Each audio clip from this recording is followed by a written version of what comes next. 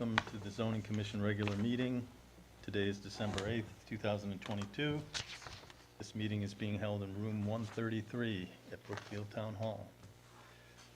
So once again, if you don't mind, could everyone please join me in Pledge of Allegiance?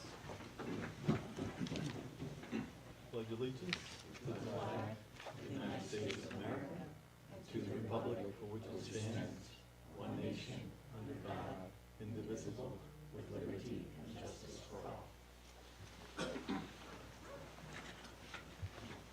This time, we'd like to ask all the commissioners to introduce themselves for the record, starting at my far left.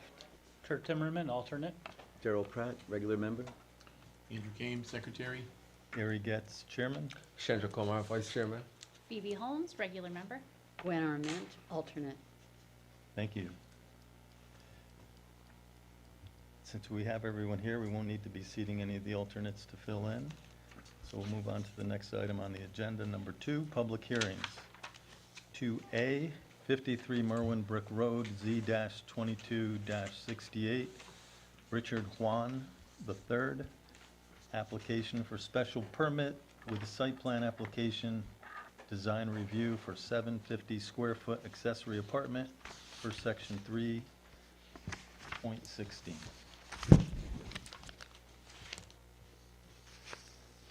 Now I will read the introduction to the public hearing today, December 8th, 2022. This is a regular meeting of the Brookfield Zoning Commission. At this point in our agenda, we've scheduled a public hearing concerning the application of Richard Juan III, application number Z-22-68, for design review for a 750 square foot in-law apartment addition to 52 Merwin Brick Road. It asks me to introduce the members of the commission present here this evening, but since we've already done it twice, I think we can dispense with that. We will open this public hearing by calling upon the commission secretary to please read the legal notice of this hearing. It's right behind you.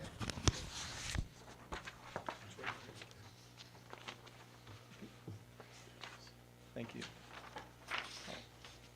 This is from the town of Brookfield to the News Times Legals, dated November 15th, 2022, for publication on November 23rd and December 5th. The Zoning Commission of Brookfield will hold public hearings at Town Hall, 100 Pocono Road, room 133, at 7 p.m.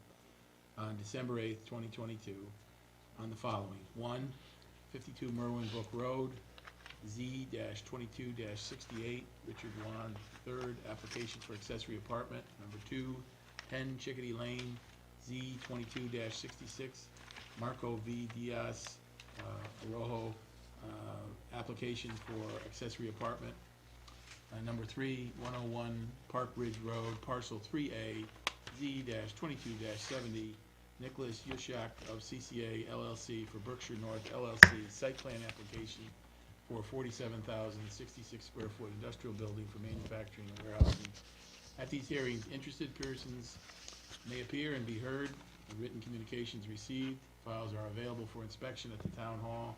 This is dated 11/15/2022. Gary Getz, Chairman. Thank you. This application was formally received by the Commission on October 31st, 2022. The public hearing is only one aspect of the approval process and is for the purposes of accepting factual information and data bearing on this application and to allow expression of opinion by interested parties. Subsequent to this hearing, the Commission has 65 days in which to render a decision on this proposal. The final decision may be in the form of approved as submitted, approved with stipulations, or denied. After reading into the record the correspondence received by the Commission relative to this application, we will ask the applicant to present the application in detail. The presentation will be limited to 45 minutes. The chair will then entertain questions of clarification concerning the applicant's presentation. We will hear from those who wish to speak in favor of the application, followed by those who are opposed. Comments must be limited to 5 minutes. Members of the public will have one opportunity to speak during this segment of the hearing and may also submit their concerns in writing during the public hearing. During this segment, the commissioners may ask additional questions. The bylaws of the commission allow only for the presentation of similar positions in succession and preclude the intermixture of comments pro or con. All questions and comments must be directed through the chair. As you are recognized, please state your name and address so that your comments may be legally recorded. Please be assured that everyone will be given the opportunity to speak. However, the commission is most interested in hearing factual information relative to the application. And in view of the time constraints placed upon us, we ask your indulgence in not reiterating comments previously presented. After the public comments are received, the applicant will have the opportunity to comment, and the time will be limited to 10 minutes. Are there any questions?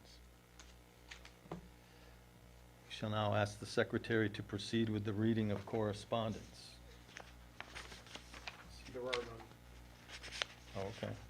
So aside from the application, there's no correspondence that needs to be read. So at this point, the chair is now prepared to hear the applicant's presentation. Is the applicant present?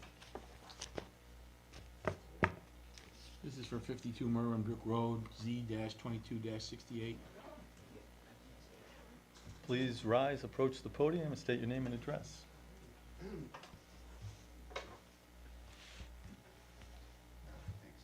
My name is Richard Wan. I just moved into 52 Merwin-Brook Road this year in July. We bought it back in May. Basically, love the area, love the house. I didn't prepare much, obviously, but what we'd like to do is there's a section of the house, it's a split level. It's a perfect area for an in-law apartment for my wife's parents. As they're getting older, they don't need such a big house. And it's just a perfect spot for them as we raise our family to keep them close so we can take care of them when they get a little bit older. And that's really the only purpose of it. We don't have much more.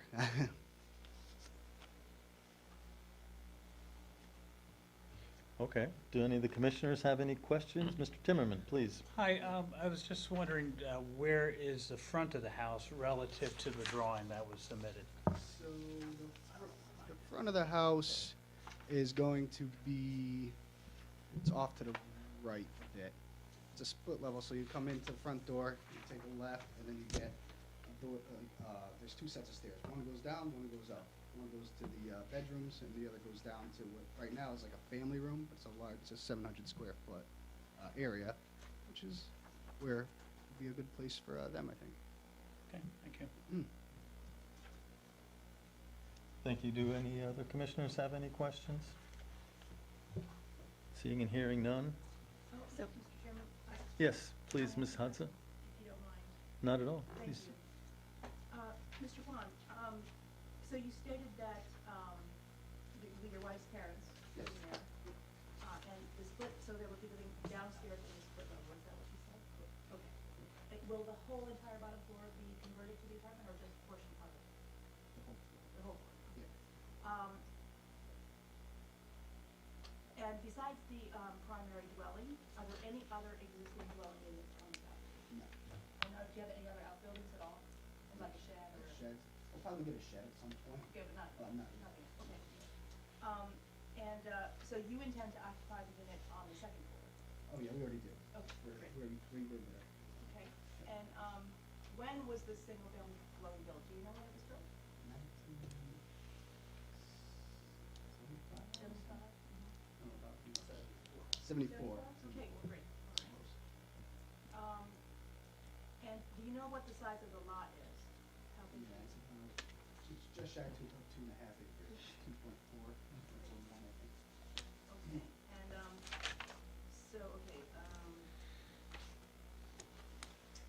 so this, the apartment will have just one bedroom, is that right? Yep. And just two people will be living there, is that Yep, correct? yep, just my mother and Mother, father-in-law. father-in-law. That's it. And you said how many square feet was 530, I think you said? 750? It's 700 square feet?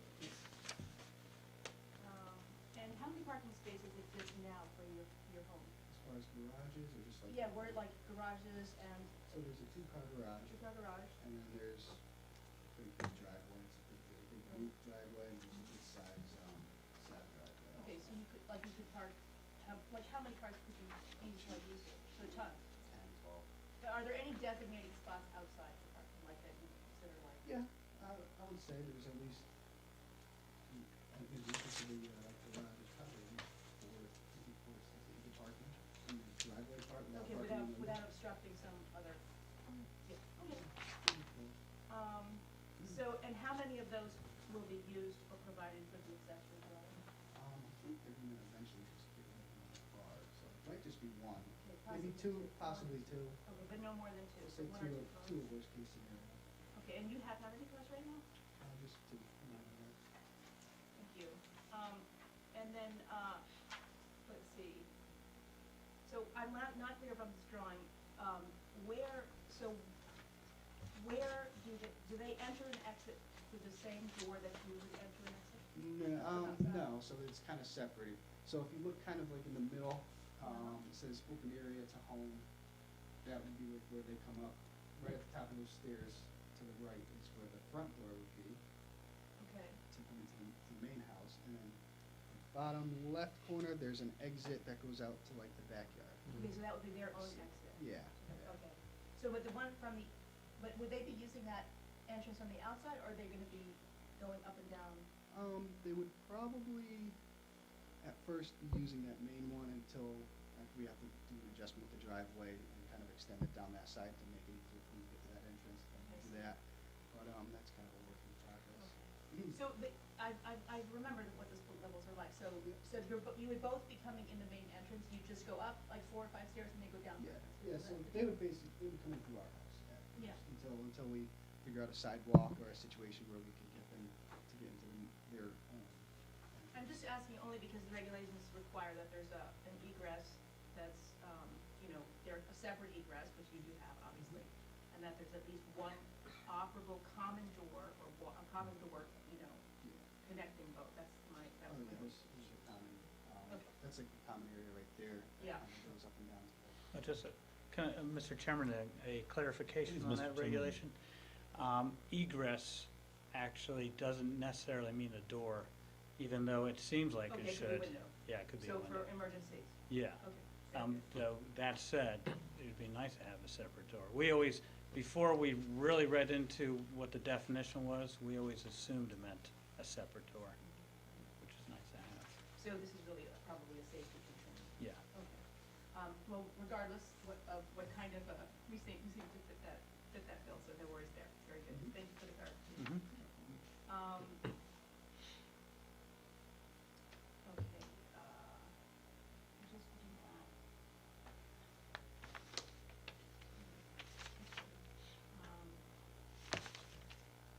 Did you want to ponder that for a moment? I have another question over here, we could go ahead with it. Yeah, I just had a Please, couple Mr. questions. Are you gonna need to expand your septic tank? I assume you have a septic tank. Yeah, in that no, area. I don't think so. It's, Good. we bought it as a 5-bedroom house, and it's staying Okay. 5-bedroom house. Okay, there's no addition there. And here's the question of the week. Aquifer protection, are you anywhere near wetlands or anything like that? I know Merwin Brook has a few, Yeah, I don't think so. obviously the brook in Merwin Brook, so There's no water or anything near me. I mean, nobody, Okay. when we bought the house, nobody had told me anything about wetlands. you don't have any wetlands on your area? or- No. okay, all right. Um, And your septic tank's in good order? Yeah, just had it inspected and when we bought the house. We just had Okay. it pumped actually Good. last month and Okay. in shape. Good. So, I just as the wetlands enforcement officer, I can say that, to my knowledge, no, wetlands permit is needed for this, in part because it seems to me that, for the time being at least, the work you're doing is strictly interior work. Yeah, I'm not adding any addition or anything. It's just the existing space is, Renovating. basically I'm just adding a kitchen and Mhm. a shower. That's all that's really what's being added. Yeah, okay, got it. So I guess I just wanted to say, just to remind you, that the regulations say that you have to provide a notarized affidavit of status as a condition of approval of, if the commission decides to approve the accessory apartment. And I just wanted to, ask you if you would be willing to sign that affidavit, because it is required, everyone needs to say, yeah, these are my inputs and everything. Oh, I see, yeah, yeah. No problem. That's just it's just a Yeah, standard of course. requirement of every, Yeah. second, accessory apartment. And then the final thing is, I just wanted to be sure that you were aware that if the commission grants this, accessory apartment, you're not allowed to rent out other doors Yes, that's what Having we're worried family about. close, that's what we're it. really worried about here. It could be a money, could be a Yeah, money down the no, road. no, I Yeah, don't want. thank you very much for your patience with me. I appreciate Yeah, no your problem. answers. Thank I you. don't want to live with anybody Thank you. else. Not quite done yet. Okay, sorry, I'm like running late Okay. for you guys. I have a question. Please, Yes, Ms. Arment. does your garage back into the downstairs at all? No, no, Okay. it doesn't. The garage comes in actually on the other side of the house. Is this subterranean? What do you mean? Oh, like underneath the house? Yes, No, it's same level as the house. I see. Yep. And what is your kitchen? What do you use? Propane, gas? We have electric? oil Oil. and electric stove. Ah.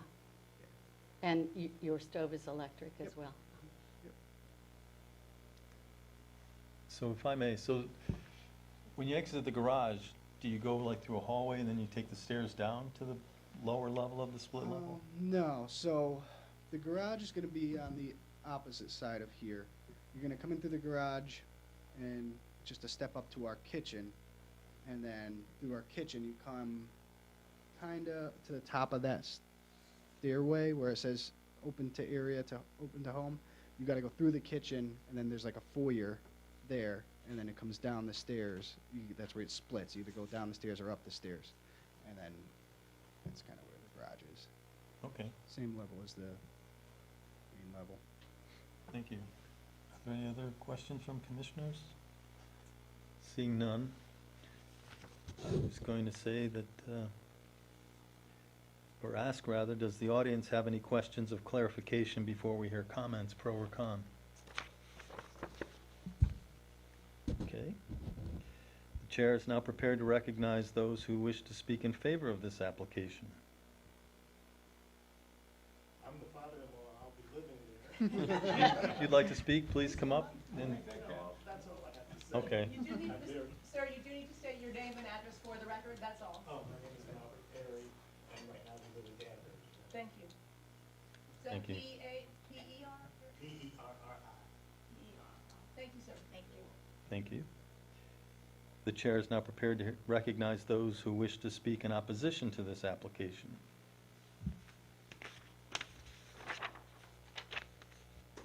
Well, at this point, we give you back another 10 minutes, because I know you need the time. Did you want to add anything, though, in all seriousness? Or summarize? No, I mean, that's it. I mean, like, whatever. It's just for my in-laws, and then when they don't live there, it's just gonna go back to being an extra living space for us, down there. And that's it. I mean, we plan on spending, we moved here from Danbury, mostly for our schools. We have a young daughter that's growing up, and we thought it'd be a good area for her to grow in, and it's still local for our jobs.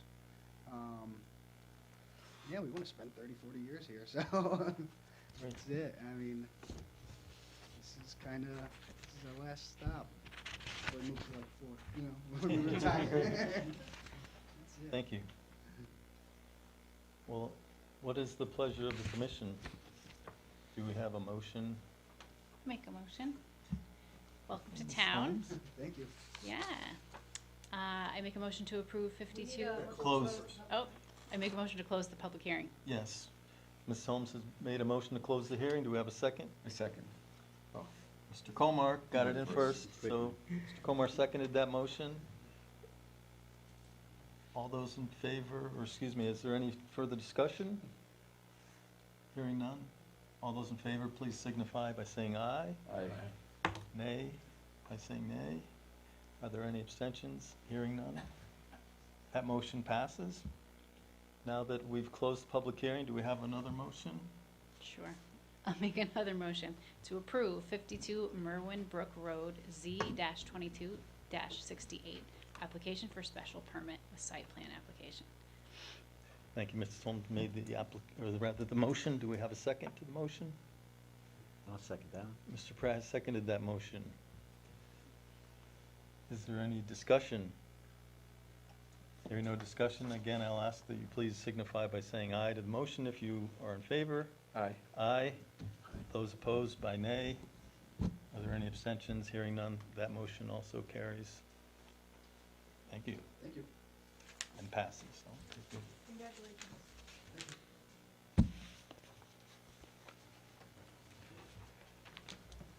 next item up under public hearings is item 2B, as in Bravo, 10 Chickadee Lane, Z-22-66, Marco V. Diaz Arajo, application for a special permit with site plan application, design review for 770 square foot accessory apartment per section 3.16.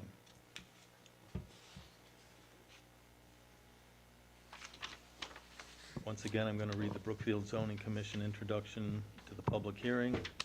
Today's date is December 8th, 2022. This is a regular meeting of the Brookfield Zoning Commission. At this point in our agenda, we've scheduled a public hearing concerning the application of Marco V. Diaz Arajo, application Z-22-66, for a design review of a 770 square foot in-law apartment addition to 10 Chickadee Lane. At this point, I will ask the commissioners to please introduce themselves again, starting from my far left. Kurt Timmerman, alternate. Gerald Pratt, regular member. Andrew Kame, secretary. Gary Getz, chairman. Chandra Kumar, Vice Chairman. Phoebe Holmes, regular member. Gwen Arment, alternate. Thank you. We will open this public hearing by calling upon the commission's secretary to read the legal notice of this hearing. This is dated November 15th from our land use office to the News Times. Please print the following legal notice on November 23rd and December 5th. Notice the Zoning Commission of Brookfield will hold public hearings at Town Hall, 100 Pocono Road, room 133, at 7 p.m. on December 8th on the following: 52 Merwin Brook Road, Z-22-68, number 2, 10 Chickadee Lane, Z-22-66, Marco V. Diaz Arujo, application for accessory apartment, and on number 3, 101 Parkridge Lane, parcel 3A, Z-22-70, Nicholas Yushak of CCCA LLC for Berkshire North LLC site plan application for a 47,066 square foot industrial building for light manufacturing and warehousing. All these hearings, at these hearings, interested persons may appear and be heard, and written communications received. Files are available for inspection at Town Hall, dated November 15th, 2022. Jerry Getz, chairman. Thank you. This application was formally received by the commission on October 14th, 2022. The public hearing is only one aspect of the approval process and is for the purposes of accepting factual information and data bearing on this application and to allow expression of opinion by interested parties. Subsequent to this hearing, the commission has 65 days in which to render a decision on this proposal. The final decision may be in the form of approved as submitted, approved with stipulations, or denied. After reading into the record the correspondence received by the commission relative to this application, we will ask the applicant to present the application in detail. The presentation will be limited to 45 minutes. The chair will then entertain questions of clarification concerning the applicant's presentation. We will hear from those who wish to speak in favor of the application, followed by those who are opposed. Comments must be limited to 5 minutes. Members of the public will have one opportunity to speak during this segment of the hearing and may also submit their questions in writing during the public hearing. During this segment, the commissioners may ask additional questions. The bylaws of the commission allow only for the presentation of similar positions in succession and preclude the intermixture of comments pro or con. All questions and comments must be directed through the chair. As you are recognized, please state your name and address so that your comments may be legally recorded. Please be assured everyone will be given the opportunity to speak. However, the commission is most interested in hearing factual information relative to the application, and in view of the time constraints placed upon us, we ask your indulgence in not reiterating comments previously presented. After the public comments are received, the applicant will have the opportunity to comment, and the time will be limited to 10 minutes.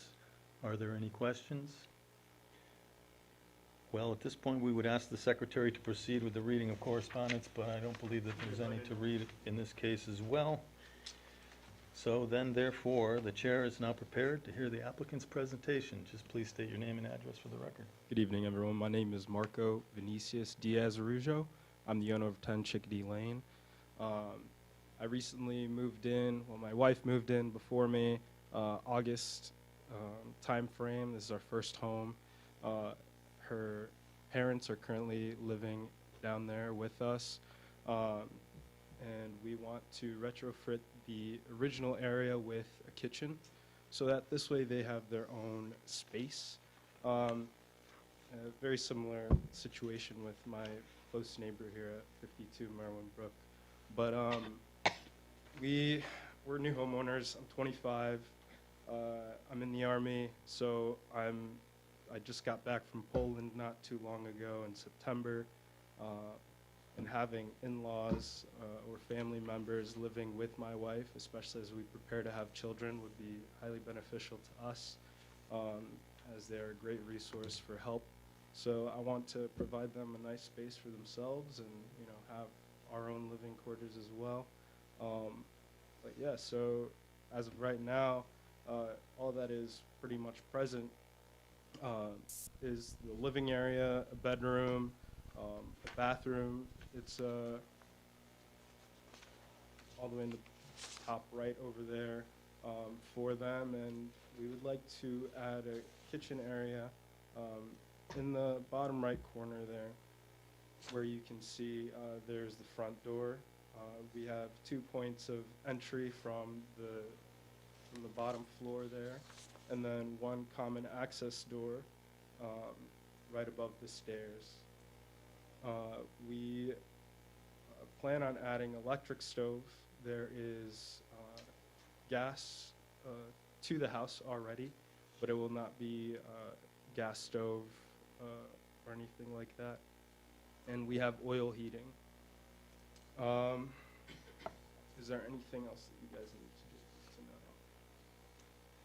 Well, at this point, do any of the commissioners have questions of the applicant? Mr. Timmerman, please. Yes, Mr. Chairman. Is this located on a lower floor, like a walkout, or is this on the same floor of the house? This is located on a lower floor. And so you have like a walkout basement? Is that similar to that, or? Kind of. There have been multiple additions to this house. It was built in 1950s, and it's a ranch-style home, but longer than most ranch-style homes. And I guess it would be a walkout apartment. I believe previous owner had this area as a drive-in garage, and at some point they converted it to be a little bit more of a living space. And yeah, I guess to answer your question, yes, it would be a walkout. Thank you. Any other commissioners have questions for the applicant? Yes, please. So, it's very hard to read that. I know, pardon my amateur drawing. So, so you live on a ground floor? I live on the upstairs floor. My in-laws would live on the ground floor. You said it's a ranch. Right, so it is a ranch, but a ranch-style home, but there's a bottom floor. So I guess the ground floor is the are my in-laws' suite, but I guess part of it is underground because of it's on uneven ground. I owned a home like this, just like this, Yeah, yeah, so with the it's- sliding glass door on the back. Yes, that's right. Yeah, So is it basically a ranch with a walkout basement? Pretty much. And they would be Yes. living in the lower level In the of lower basement? level. Okay. Correct. Thank you. All right, thank you. So is it 770 square feet, or is it 1,000? No, it's approximately 770 square feet at the bottom. There, to the left of this drawing is a fairly large crawl space that is pretty much unusable other than storage. You can't really use it. So their apartment would be 770 square feet? Yes, that's correct. I just had a quick question for you, a couple quick questions. I understand what you're doing. I also have a walkout basement ranch type setup. Are you, you have existing cooking facilities down there now, or you're adding them? No, we would like to add them. Okay, and, the oil burner is in the basement? The oil burner is in the basement, yes. Okay, and is that like, is that vented, or how's that? It is vented. Okay, bringing it's- air from the outside? Yes, we're Okay. bringing fresh air from the outside. Okay, and, are you adding bedrooms to this? No, just Okay. the kitchen. Okay, so you're retaining the same amount of bedrooms? Yes, And that's correct. showers and all that type bathrooms? Exactly. And your septic tank is okay and rated for this type of Yes, thing? before we moved in, the previous owner had to replace the septic tank itself, so it will accommodate all the rooms that are presently. So you had a new septic and new fields put in, I assume? Yes, that's correct. Thank you. Mr. Pratt? Well, first of all, thank you for your service. Thank you And, for your support. the other thing is, back to like what we heard before, parking, how we set. Parking, yes, so, the way that the plot is, we have kind of an L-shaped driveway, and there's, right in front of the glass doors and the window on the bottom left, there's about 2 or 3 parking spots available down there, and up, closer to the front entrance of where I go in, there's about 4 to 5 spaces available Okay, and designated for parking. Thank you. Thank you, Mr. Pratt. Yeah. Yes, Ms. Sonnet? Just one more question. Sure. How large is your lot? It's about 2.43 acres. Thank you. Is there a garage? There is no garage. No garage? Right. Thank you. Thank you. And we can't get away from this one. How are you doing with it? You're not in an aquifer protection zone. Do you have any wetlands on your property? We have Merwin Brook Okay. on the property, but other than that, I don't think there's a designated wetland on the map there that I've seen. I'm not 100% sure. Yeah, this is not, also again, the work that's being done, when it's being done, inside only, wetlands doesn't get involved. Okay, thank you. Any other questions from commissioners? Mr. Chairman, if I may? Yes, please, Ms. Hudson. Just, you answered most of the questions that I had asked the former applicant, and I appreciate that, because I don't have to go through my list again. Of course. But what I'm not really clear still on is the door that you can both, that's connected to your dwelling. Yes, so we have common access. There's a That's- set of stairs right in the middle of the apartment that go up to the upstairs, which is where my wife and I live. In that area, we can both access. Okay, great. And then I just wanted to remind you as well, that, you would be required to, provide us a notarized affidavit, stating who the occupants are. Yeah. And these kinds of permits are issued for 1 year, and then they are renewed, providing you, state again, another affidavit that, the occupants are the same and they haven't changed, and that we're still in compliance with the. I'm in agreement with that, yes. Thank you. Very good. Thank you. Are you using a licensed contractor for the work? Yes, we are. Does the audience have any questions of clarification before we hear comments pro or con? I have a question. Yes, please identify yourself, stand up and give your name and address, please. All my questions have been already answered, except for one. What's your name and your address? Virginia Schaffer, 5 Chickadee Lane, Brookfield. Can you spell your last name, Virginia? S-C-H. S, and she knows. A-P-P-E-R-T. Name is Schaffer. It's strange being here without seeing Bill sitting up there. It's more of a question for you as well, as something needs to be pointed out. Chickadee Lane is a private road, and now we have 4 more people coming in. We have another tenant across from Mr. Arroyo. Is that how we go with the last name? Araujo. Araujo. And. If I may, I don't mean to interrupt you, but are you asking a question of clarification? Because that's where we are. Well, it's getting there. Okay. My question is he aware of his responsibility for the road? Is Brookfield responsible for the road? When is Brookfield going to be responsible for the maintenance, the repair, the plowing, the mail delivery of the road? Well, if I may, Brookfield doesn't handle mail delivery. That's handled by the federal government, so we can't really do too much with that. Okay. Mr. Chair, Please, Mr. Pratt? who's handling it now? You're doing it yourself? And So all the, we haven't had a snow yet, but Right. don't be surprised yeah, but so everybody has to chip in, I imagine, to if a take. the- tree goes down. If I may interject here, so I am aware of the maintenance with the road. I know that our neighbor Chris, he will be handling snow plowing, and our neighbor Tina will be responsible for emailing everyone what they're due for salting and snowing of that road.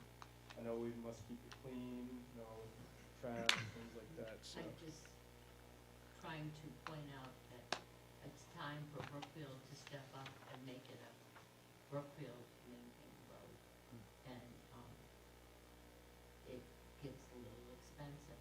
Every swipe, everybody splits the bill. And all my questions have been answered, and I just think it's time. Do you have a home, how is it governed now? Through a homeowners association? No, we met together several years ago regarding Attorney Cook was there trying to get us to agree to, an agreement on, what the rules should be, who should pay for what. A simple tree falling in the road, who's gonna pay for that? Only the people it affects at the top of the road or the bottom of the road? No But one you never would- came to an agreement, isn't No that one would correct? sign it. Okay. So if I may, Mr. Chairman, so just to, you know, kind of inform you, Mrs. Shepherd, so the reason the town has not accepted the road is typically because the road was initially not constructed according to the regulations, and therefore, it's not up to town standards, and they simply will not. That's typically the reason it's not accepted. So, you know, it remains a private road. I'll get that. Am I wrong, Fran? Is that not right? That's correct. All right. Yeah. Thank you. What can we do? Who can I speak to? I don't know that the zoning commission handles things like the roads No, and that would things be like that. the Public Works. Director. Ralph And if you probably want to get support from the town, you probably go to the Board of Selectmen meeting and speak public comment section on the agenda then. Over the years that's been done. Yeah. Keep doing it. Keep doing it till you do Maybe I'll something. run for select. There you go. The more the merrier. Thank you. Thank you. And I met him the other day, he's really nice. The chair is now prepared to recognize those who wish to speak in favor of this application.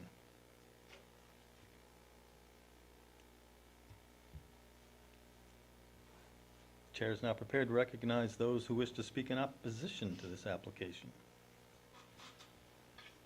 Hearing no one that wants to speak either pro or con, I will ask the applicant if you want to add anything. You have 10 more minutes if you want to summarize or add any final points. I'll be all right. Thank you. All right, thank you very much. Excuse me. At this point, the chair will entertain a motion relative to this public hearing. Mr. Chairman, I'd like to make a motion to close the public hearing. We've heard from both sides, and we have no one speaking in opposition to this, so it does not appear that we need any additional information to make a decision. So I would move that we close the public hearing at this point in time. Thank you. Mr. Kames made a motion. Do we have a second to the motion? Second. Mrs. Holmes seconded that motion. Is there any discussion? Hearing none, I'll call the motion. All those in favor signify by saying aye. Aye. Aye. Those opposed, nay. Are there any abstentions? That motion carries. So at this juncture, the chair will entertain a motion to approve the application. The battle of the motions. Keep going. Mr. Chairman, if it pleases the commission, I would make a motion that we approve the Z-22-66 application for a special permit with site plan application and design review for a 770 square foot apartment for 10 Jickety Lane for zoning regulation section 3-16. Thank you, Mr. Kame has made the motion. Does it have a second? Mr. Pratt has seconded the motion. Is there any discussion relative to that motion? Seeing and hearing none, I'll ask that all those in favor please signify by saying aye. Aye. Those opposed by nay. Are there any abstentions? The motion carries. The application is approved. Congratulations. Thank you all. You're welcome.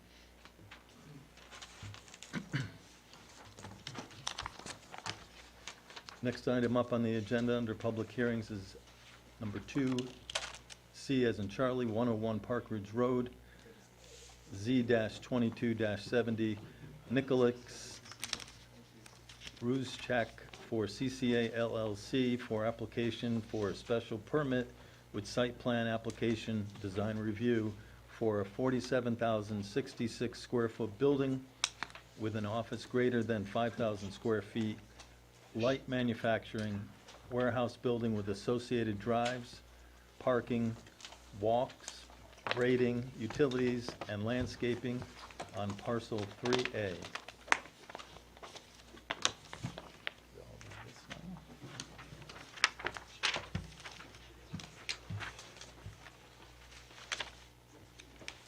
So once again, this is the Brookfield Zoning Commission, and I will read the formal introduction to the public hearing. Today's date is December 8th, 2022. This is a regular meeting of the Brookfield Zoning Commission. At this point in our agenda, we have scheduled a public hearing concerning the application of Berkshire North LLC, represented by Nicholas Ruschak of CCA LLC, application number Z-22-74, design review, special permit for a 47,066 square foot office, light manufacturing, warehouse building with associated drives, parking, walks, grading, utilities, and landscaping on parcel 3A of 101 Park Ridge Road. And once again, I will ask the members of the commission to please introduce themselves, starting from my far right. Kurt Timmerman, alternate. Gerald Pratt, regular member. Andrew Kame, secretary. Gary Getz, chairman. Chandra Kumar, Vice Chairman. Phoebe Holmes, regular member. Gwen Arment, alternate. Thank you. We will open this public hearing by calling upon the commission secretary to please read the legal notice of this hearing. Okay, third time's the charm. News Times Legals, November 15th, 2022. This was for publication in News Times on November 23rd, 2022, and December 5th, 2022. The Zoning Commission of Brookfield will hold public hearings at the Town Hall, 100 Pocono Road, room 133 at 7 p.m. on December 8th on the following. I'm just going to read the immediate motion. Number 3, 101 Park Ridge, parcel 3A, Z-22-70, Nicholas Yushak of CCA LLC for Berkshire North LLC. Site plan application for 47,066 square foot industrial building for manufacturing and warehousing. At these hearings, interested persons may appear and be heard. Written communications received. Files are available for inspection at the town hall. This is dated November 15th. Gary Getz, chairman. Thank you. This application was formally received by the commission on November 4th, 2022.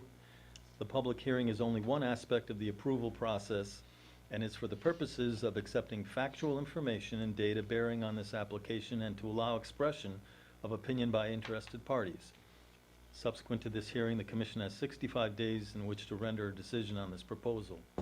The final decision may be in the form of approved as submitted, approved with stipulations, or denied.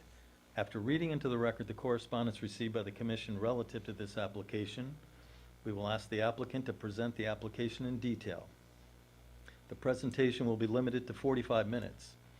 The chair will then entertain questions of clarification concerning the applicant's presentation. We will hear from those who wish to speak in favor of the application, followed by those who are opposed. Comments must be limited to 5 minutes. Members of the public will have one opportunity to speak during this segment of the hearing and may also submit their concerns in writing during the public hearing. During this segment, the commissioners may ask additional questions. The bylaws of the commission allow only for the presentation of similar positions in succession and preclude the intermixture of comments pro or con. All questions and comments must be directed through the chair. As you are recognized, please state your name and address so that your comments may be legally recorded. Please be assured that everyone will be given the opportunity to speak. However, the commission is most interested in hearing factual information relative to this application, and in view of the time constraints placed upon us, we ask your indulgence in not reiterating comments previously presented. After the public comments are received, the applicant will have the opportunity to comment, and the time will be limited to 10 questions. Are there any questions? I think I said the time would be limited to 10 questions, right? So I think I meant to say 10 minutes if I said it wrong. And at this point, we'd ask the secretary to read correspondence, but I don't believe that there's any, is there? There is? Okay. Well, we do please have go some ahead. comments. We don't, comments regarding the application from members of the various town boards. This is regarding 101 Park Ridge Road Design Review. The fire marshal on December 7th submitted the following. That's Fire Marshal Jason D'Souza. He approves the site plan with the condition that a yard hydrant is installed, then maintained on the site of the development. Fire chief will provide the desired location of the hydrant. He also requests, please ensure property owner maintains secondary access along the east side of the development. Public Works, no comments. Police Department, Captain Peter Frangs, the Brookfield Police Department has no objections or concerns regarding the proposed building at 101 Park Ridge. The Water Pollution Control Authority, Christy McFadden, on November 14th, indicates that the applicant will need to come before the WPCA to apply for a permit to connect, including a grease trap. So those are the stipulations that they've included. And that's all the correspondence we have? That's it. Sir. All right, thank you. The chair is now prepared to hear the applicant's presentation. For the record, Greg Steiner, offices at 2 Parkmont Drive, Bethel, Connecticut. Could I just give you a brief overview of... Greg, can you repeat that? I'm sorry. Greg Steiner, and offices are at 2 Parkmont Drive in Bethel, Connecticut. I live here at Brookfield. And Steiner is S-T-E-I-N-E-R? Correct. Thank you. I'd like to thank you again for giving our presentation. A little overview of the Berkshire Corporate Park that it surrounds the 3 towns of Bethel, Brookfield, and Danbury. And originally, my father and uncle started with Bethel section. We then had property in Brookfield and Danbury. When Duracell came through, they decided that they were in our park and sold them the property in the middle. That allowed us then to create the J Bridge and build Danbury. And at that time, this property was all residential in the Brookfield section to the town line. A couple of CEOs of Duracell at that time were looking at it. The road was originally to go right along the property line. They really did not want to see that property across the drive go through their road. So they said, simple, just change the zone. Move the road. We can't move the road, it's residential. We don't care, we don't want the road. So they already had the steel up, they were looking at their offices. So that fall, in 94, we then came to town and we rezoned and created our own corporate park zone of this residential. Kept a strip along that we then designed houses. We left a 150-foot buffer from the back of these houses to the resident, to that, and then kept the residential and created this as a mixed-use, light manufacturing, industrial park area. And it was sat fallow for a while.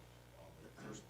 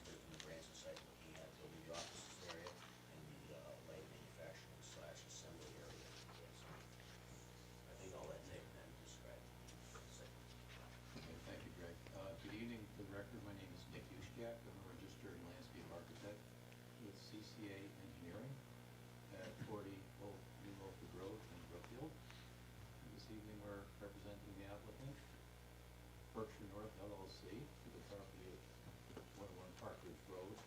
This is parcel 3A, part of a larger parcel 3, that was subdivided from that approved at the most recent planning meeting. Last Thursday, public hearing Yes, basically, yes, it is, the existing site is a 6.76 acre site. It's presently vacant. It is mostly wooded with some clearings and so forth. It's in the CP zone, that's the corporate park zone. Basically, the topography of the site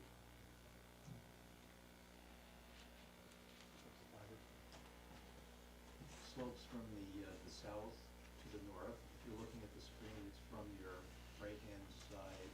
Actually, this is reversed. If we could go further down to the site plan, please. The grading plan. Thank you. That's good. So basically, the topography slopes from the right-hand side of the screen over to the left-hand side of the screen from Park Ridge Road to the other end of the site. There are no wetlands on the site. For JMM Consulting. There are no areas of concern for the deep natural diversity database system. The applicant he seeks to construct, or they seek to construct an office, light manufacturing and warehouse building. This is a one-story building. It has a total footprint of 47,066 square feet. We are proposing 200 parking spaces on the site. They will be located at the front of the building, the rear of the building, and at the east side of the building, which would be the upper part of your screen there. We are proposing 3 loading spaces at the rear of the building. And roughly centered on the building is a nice outdoor patio and breakout space towards the rear of the building. That will be screened by evergreen landscaping.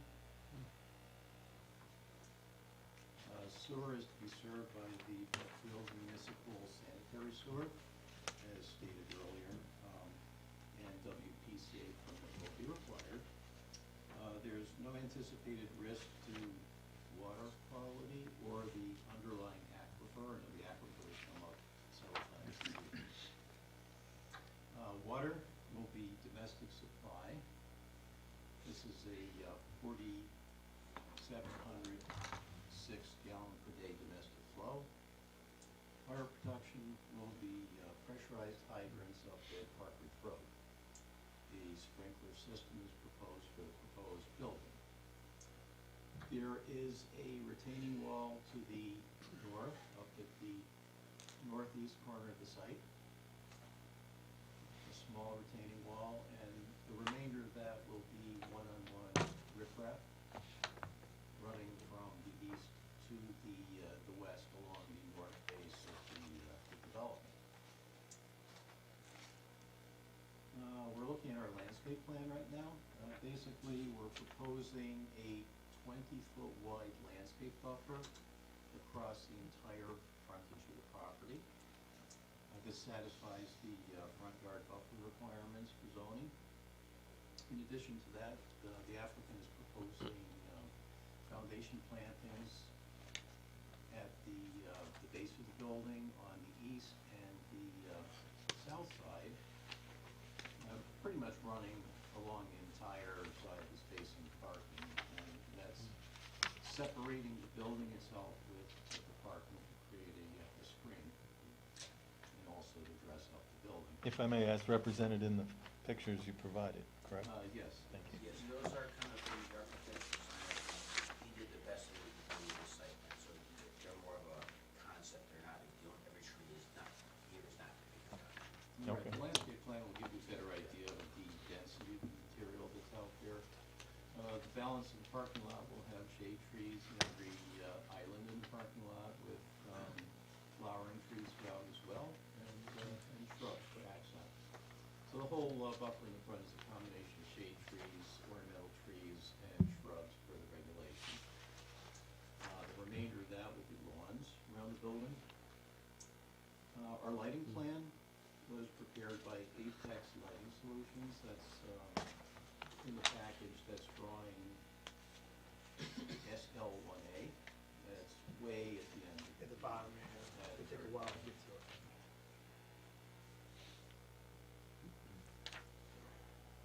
Somewhere in there. Yeah, it's slow. Last page. Very last page. Thank There you, it is, Fran. yep. So basically, that shows the location of the poles and all the foot candle levels throughout the site.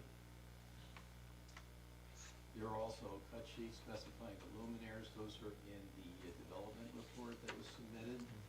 So we are introducing a combination of pole-mounted lights throughout the site as well as building-mounted lights around the building. All luminaries are fully shielded, sharp cutoff, and they meet the height regulations for Brookfield. And all fixtures, as you can see, are well away from the property line, so there's no issues with light trespass. Okay, Mr. Steiner had mentioned the building itself. These very nice renderings that were prepared by the design build company. And once again, this is a single-story building. This has a flat roof with a parapet. The siding is going to be a, correct me if I'm wrong, this is a cool solar white panel framed by a Harbor blue horizontal metal panel. So you can see the lines kind of gives a nice treatment to the building itself. And along the ground face are ground face concrete masonry units. This will give it a nice texture and to anchor the building visually. The window system will have black framing around it to tie in everything nicely. So that's basically the building itself. As far as traffic is concerned, we have a letter from Mr. Joe Balskis of the HB Traffic Consultants. And he states in summary at the end of the letter that the State Traffic Commission and OSTA reviewed potential impacts to the adjacent highway system and provided 24 conditions of approval for the full build-out of the park. This is the entire corporate park that was studied.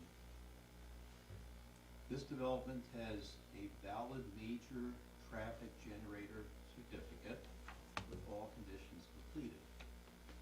So with just over half of the park open, 1 million square feet of mixed-use development and 2,700 parking spaces remain to be constructed without additional OSTA approval.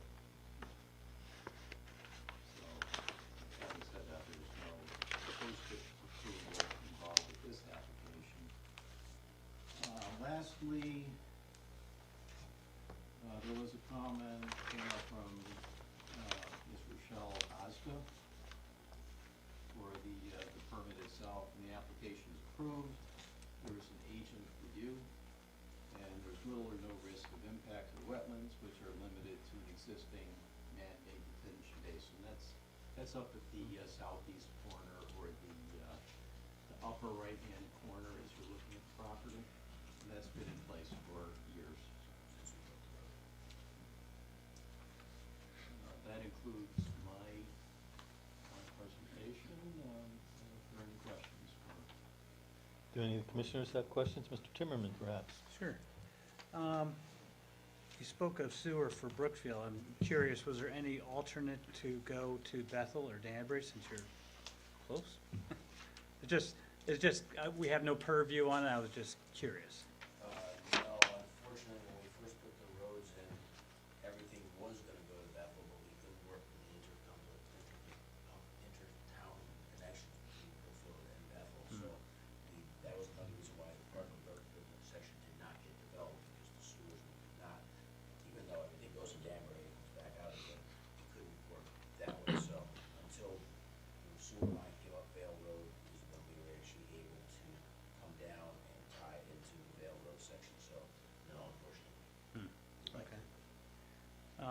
The mechanicals are gonna be on top, on the roof, yes. hidden by the parapet? Correct. You mentioned there's a little over the 50% built to the corporate park, but what percentage of the Brookfield part is built out? Well, as you can see, we've got about another 46 acres to go, and I would say if these two buildings get done, we'll probably half, maybe a little less than half. Okay. And again, we purposely, when we came in to change the zone, we didn't go in for a subdivision and just do 2-acre cookie cutter or 2-acre parcels. Because we find that as these projects come along, it's better to find this, build the building and find the site and create the site around the building than it is to have all these lines and have to go back and combine them all again anyway. So we still own all the property. We're a long-term developer. We look at, developing something, again, as we move forward, each building's gotten nicer and better. We see that this is gonna hopefully open up another site or across on the other side to the east of this site shortly also. So there has been a much higher degree of development interest in the last year and a half than we've had in 10 years. You mentioned 200 parking spots. Do you know if they'll be doing like hot desking or hoteling? No, not at all. No, so everybody will be there. Okay, that's all I have. Thank you. Mr. Kame? Yeah, I just had a question. I know this is, said light industrial, light manufacturing, but I assume there's gonna be some truck traffic.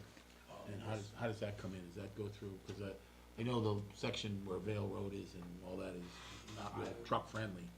Yeah. Yes, I would, again, a lot of this depending, we have 3 main accesses. The main entrance comes off White Turkey Road Extension. Okay, And then we've got the that's the one that goes over the bridge? The bridge, yes. And then the other action is out here off at exit 8 by the 7-Eleven. Okay. For Stony Hill.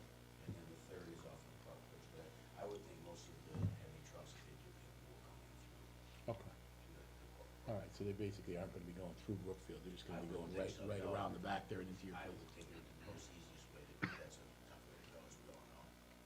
And just a little background on the traffic study, when we designed and built this bridge, and when we did that, we realized we didn't want to go back 3 or 4 times to widen the bridge, so we designed the bridge to the 4 lanes that it was, and then stepped back and said, well, how many square, what kind of building can we do? So we actually came in and designed the 4-lane bridge, 5-lane going out to that 2 million plus and minus square footage of the same like development that we had in the Bethel section back in the 90s. And that's actually worked out really well in a number of spots. So we feel very comfortable. Like you said, there was 24 improvements that we were required to do.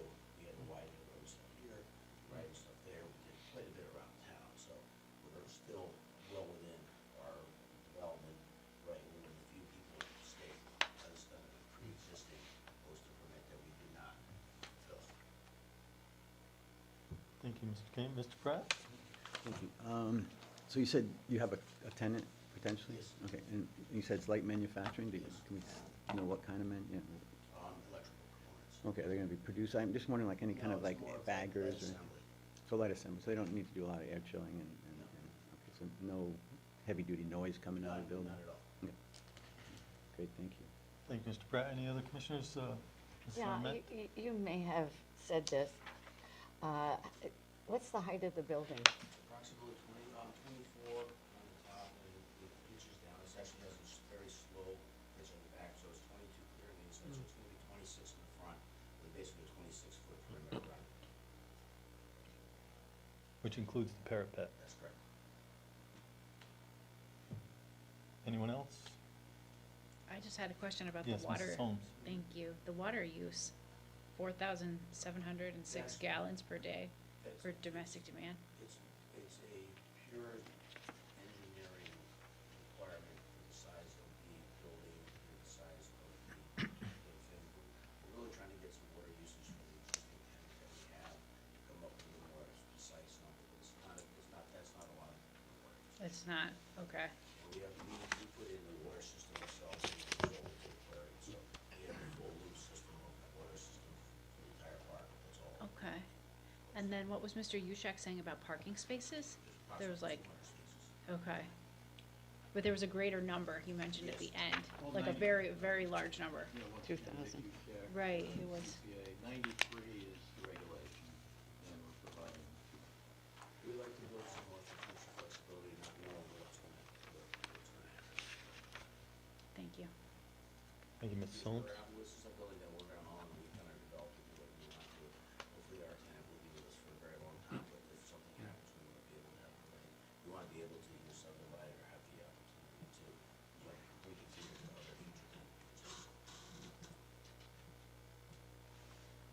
Thank you. Ms. Hodson, Thank you, Mr. Chairman. you're welcome. Gentlemen, would you please speak about the wastewater management and, you know, the drainage, where the water's gonna go, from the roof, not only from the roof, but also, you know, from the parking lot, and parking bases, paved areas? I believe most of that is covered in the development report. I'm not the civil engineer. I can pass those questions on to Mr. Stephen Sullivan if necessary. It is an underground storage system, so everything will go into an underground recharger and discharge to the north where the discharge flow will be attenuated, and it'll be treated within that system. That's my understanding. There'll be no net runoff. And So if and we did- and there are no interior floor drains whatsoever, is that correct? And, you know, I'm not familiar with manufacturing of electronics at all, I hate to say it, but, is there any toxic kind of, you know, or hazardous materials that are, you know, needed in the processing of these things? Again, manufacturing is probably too strong of a word, it's more of assembly. Okay, assembly. They'll have a little, a few of the PVC machines, a few of the smaller items, but it's not creating huge hazards. Yeah, I was confused because our regulations don't define, quote, light manufacturing, so that's a, you know, it's kind of a red flag for me. Someone says light manufacturing, I don't, unless you're manufacturing lights, where, okay, so I guess I had another, let's see, I had another couple of questions.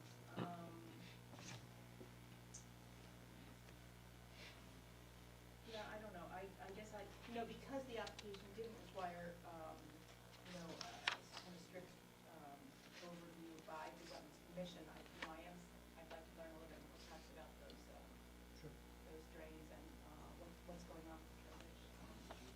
Well, again, I didn't design them, I always specify with Steve on it, and I believe they're 4x4 galleries. I believe so. I think you were at the correct drawing. Frank. Was I? Yeah. Well, Yeah. for the And there's site a, plan. there's a, I believe there's a fuel concentrator also because it didn't under all of Okay. some reason we would, about 100 years ago. And it has been all, we did do some perk tests out there, with CCA, so we did perk tests and we're comfortable that those are the amount of what's required to hold the material, hold the water outside. You had a drainage report in the package, right? I think I saw it Yes. online. No, that is correct. Everything is there in detail, ad nauseam, pages and pages of it. So I refer to our development report for specifics. But the odd thing is that neither you nor we have read it. It's quite a large. 98 voluminous, pages. Yeah. tome, so to speak. But all the information is there, and the answers are there to be shared to delve into it in more detail. Unfortunately, Steve cannot make it. Yeah, all right. I will not attempt to do that. I'm the landscape architect. That's where I draw the line. Thank you. Are there any further questions from the commission? Mr. Kane, please. I was waiting for Mr. Timmerman, but I will raise the issue of, you are aware that there's an EV charging station requirement within the state of Connecticut in January, and so you'll be providing infrastructure for that. I don't think you actually, you probably will provide charging stations, but I think that it only requires you to provide the wiring. Thanks for asking, Mr. Kane. I Usually Mr. forgot. Usually Mr. Timmerman covers that, Commissioner Kimmerman covers that point. Thank you, Mr. Kane. Are there any other questions from the commissioners? Seeing that there aren't any, I would ask that, does the audience have any questions of clarification before we hear comments pro or con? All right, the chair is now prepared to recognize those who wish to speak in favor of the application. Yes? Okay, please, I'm sorry, can you stand up? Maybe come up and state your name and address for the record? Open mic. My name is Bill Sopchak, it's S-O-P-C-H-A-K. I'm at 8 Vale Road. Just one question, assuming, well, if approved, when would the work begin? we'd like to start this spring. This spring. Okay. That's Okay, thank you. Sorry I didn't see you behind the boards. yeah, I know. Just hiding back here. With that, the chair is now prepared to recognize those who wish to speak in favor of this application. I don't see anyone, so I will ask, is there anyone prepared to speak in opposition to this application? Seeing none either, the chair is prepared to entertain a motion to close the public hearing. Mr. Chairman, if I may. Oh, I'm sorry, I should give you 10 more minutes. Yes. Please. I would like to add one more thing on behalf of the applicant. We do propose a secondary emergency access from the east. For the record, that will be entirely gravel surface. Actually, that's the primary entrance. Oh, you're up over here. Yes.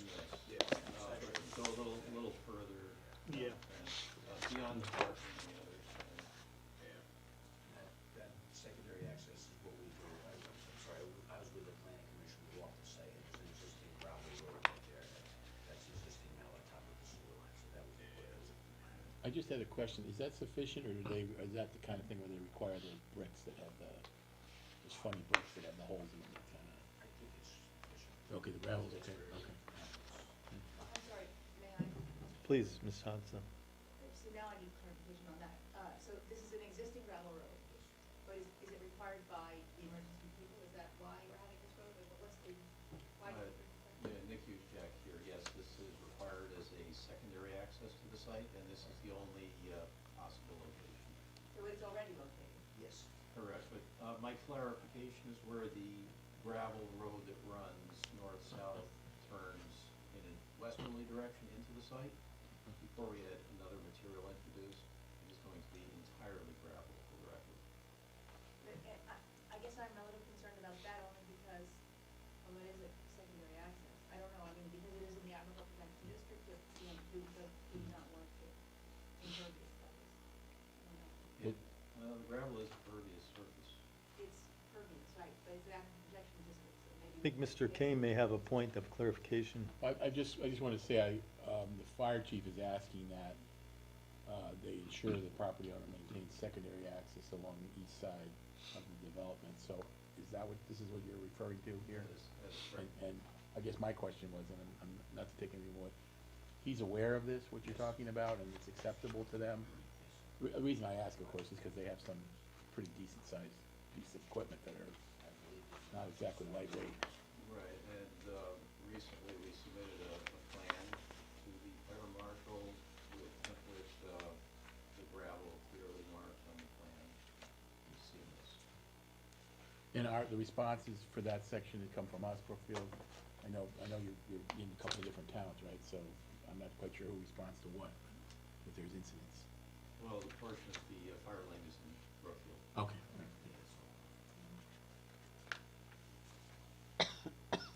Did you want to add anything further? No thanks. Thank you. So at this point, the chair will entertain a motion to close the public hearing.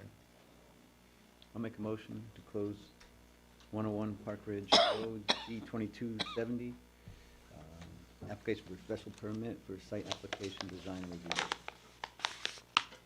Thank you, Mr. Pratt. Do we have a second? I'll second that. Mr. Kame has seconded Mr. Pratt's motion. Is there any discussion? Hearing none. All those in favor of the motion, please signify by saying aye. Aye. Those opposed by nay. Are there any abstentions? Hearing none, the motion carries. At this point, the chair will entertain a motion relative to the application itself. Is there any interest or any pleasure of this commission? Mr. Chairman, if I just may ask a minor question. Is there any reason that we would need to keep this open for anything? I know you had a concern about the driveway. You just closed it. No, I mean, Yeah, I think we already closed the public hearing. right. Yes. No, we can't be open at that. No, that's not what I'm asking, but I'm saying, is there any other? Well, no, it doesn't really matter, because we closed the public hearing, we can't get any more information unless you just want to take more time to deliberate. You don't have to decide tonight. Yeah, if that's kind of the import of your question, we can continue the Can we matter. move ahead? But if there are no issues, you can also move to, But I would like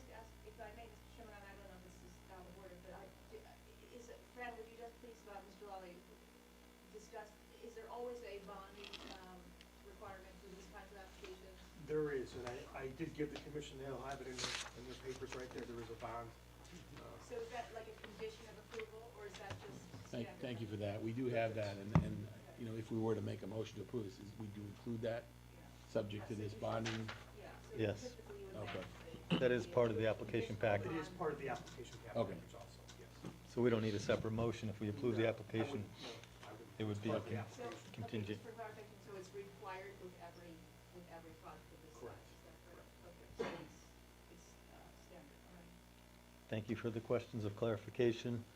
Now back to the matter at hand. Is there any interest in making a motion relative to this application by any commissioners here? Mr. Chairman, if it pleases the commission, I would make a motion that we approve this plan for 101 Park Ridge Road, Z22-70, subject to the requests submitted by the various members of Brookfield here. The fire department and WPCA have some requirements, and also, of course, the bonding requirement was mentioned. There have been no objections to this proposal at the public hearing. Thank you, Mr. Kane. Do we have a second on this motion? Second. Mr. Komar seconded Mr. Kane's motion. Is there any discussion? I think it's a good application, and looking what they do with Branson Ultrasonics across the street, they do good work. And even if you happen to go by Mag McFly's and looked at the back where we approved the refacing, it looks fantastic back there. So I think this will be another example of a nice-looking building. Thank you, Mr. Timmerman. Anyone else? Well, we have a motion.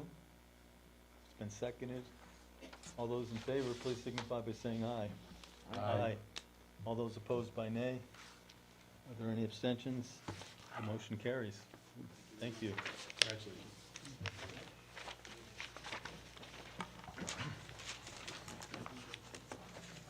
Moving on to item 3.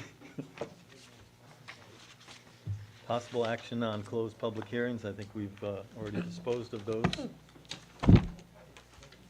So now we move on to number 4, review minutes of previous meetings. Do any commissioners have any questions or comments relative to the minutes from our regular zoning commission meeting of November 10th?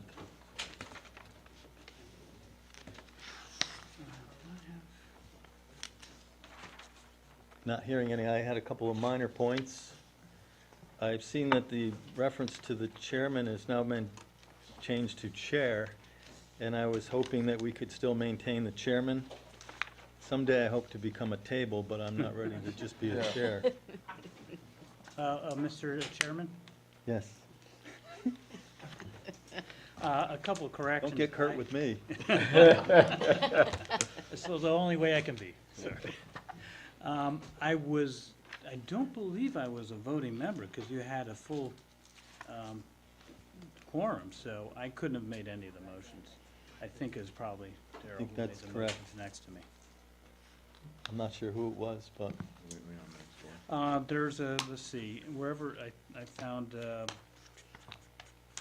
well, let's see, I saw a couple when I read it, but that was a week ago. The minutes. Yeah. So wherever it says, I might have talked a lot, but I might have made suggestions. But on That's possible. 3, review the previous meetings, I couldn't have made that motion, so it might have been someone next to me, or we had to look at the video.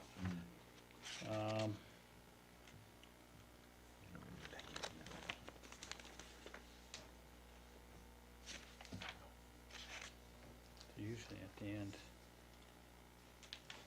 So anywhere where I made a motion, it'll have to be corrected to see who actually made Mr. it. Timmerman, do you mind while you look for that I Yeah, make a go couple of ahead. other minor points? Yes. I was very pleased last meeting that the minutes reflected the page numbers, and since there were like 10 pages of minutes, I was going to ask that they could also please be reinstituted, because I do find it helpful. And even if you're trying to reference something, you can tell someone what page it's on. For example, I believe it's page number 9, which is the second to the last page. There's also a reference made in the third paragraph to Mr. Timmerman, where it says, Mr. Timmerman verified that Mr. Reen was familiar with the noise ordinances. I'm not sure if that's accurate, but I would ask you, did you verify it, or did you ask him to be? I asked him. Okay, I don't because know it if seems to that's imply that you were the one verifying it. Oh, yeah, no, I just asked. Can you tell me where that is, please? Yeah, I think it's page number 9, if it had a number on it, it's the second to the last page, and it's third paragraph down, second sentence.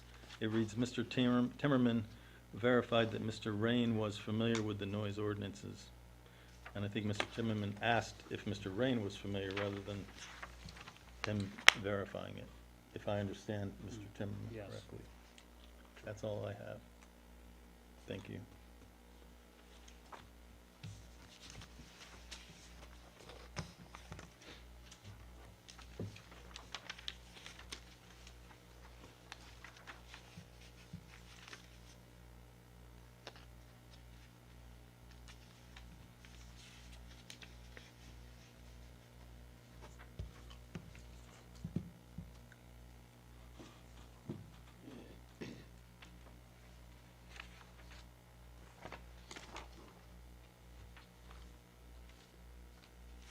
We're still awaiting Mr. Timmerman's review. but, Yeah, I guess I can't find, I thought there was 2, but I only see 1. Now, how do we resolve that? Do we have to postpone and table this? I guess, until we have to, I have we to look at listen the to video? Yeah, yeah, so Okay, do we have a motion to table the acceptance of the minutes until the next meeting where we can have the opportunity to confirm who actually made the motion in lieu of Mr. Timmerman Mhm. as referenced? Well, I guess once again, I'll make the motion to table this until we can review and correct the minutes as needed until the next meeting. All right, thank you, Mr. Kame. Any second to his motion? I'll second that. Mr. Pratt, thank you for the second. Is there any discussion? Hearing none, all those in favor of the motion, please signify by saying aye. Aye. Aye. Those opposed by nay. Any abstentions? Hearing none, the motion to table the minutes until our next meeting, which is on January 12th, 2023. Thank you. Next, item number 5 is enforcement. A, the zoning enforcement officer's report. Sure. 107 Stony Hill Road, I received, or actually, Land Use Director Haza received a complaint via email regarding the condition of 107 Stony Hill Road. I took a ride out there on December 2nd. What I observed, there's a contractor's yard behind some of the fencing he's got there. There's numerous equipment, blocks, all kinds of construction material. I have been in contact with the complainant again today. Right now, I currently have a notice of violation on the property. I would ask the commission to make a motion to go to a cease and desist on the property. I do have some pictures in the file I can provide to the commission if they'd like to take a look at it. It's up to the commission if that's their decision. If you want to pass those pictures. Yeah, I'd be happy to pass them around if you'd Sure. like, Mr. Yeah. Lally. There's a couple. I've already looked at them. I got them. Oh, okay. We can put them. Oh. Yeah, I Oh, drive gee. by it every day, This is ridiculous. down the street. You also grab those wheels better, eh, But you don't see it. Some of it, not all. This has been going on for almost a year now. Yeah, yeah. No, I mean, So I would request or ask the commission to make a motion to go to cease and desist. For the request, do we have a motion for that? I'll make a motion, we have a cease and desist on 107 Stony Hill Road. I'd like to second that motion. Okay, Mr. Pratt made the motion, seconded by Mr. Kame. Is there any discussion? Hearing none, all those in favor of the motion signify by saying aye. Aye. Aye, all those Aye. opposed, nay. Thank you. Any abstentions? None. The motion carries. Thank you. Welcome. 47 High Ridge Road, there's been no update with that. Again, the town attorney's involved with that, along with the blank, through the blank panel procedure. We do not have a meeting this month, but hopefully by January, I should have an update as to what process the town attorney's gonna take. I know we do have a lien on the property, but again, I will follow up with them, because the property is being occupied, so I don't know if the town attorney wants to do a foreclosure on the property or what their intention is. 67 Long Meadow Hill Road, Ferrera residence. Complaint came in from a neighbor about the owner storing commercial equipment in the rear of the yard again. After visiting the site, I observed the dump truck and landscaper's equipment stored on the property. I sent a notice of violation on 11/29/22. The owner called me on 12/2/22 and indicated that the vehicles were removed upon receiving the notice. I did inspect the site on 12/5 and the vehicles are no longer there, but I do want to keep it on the report at least till the next meeting, just to monitor the property, so.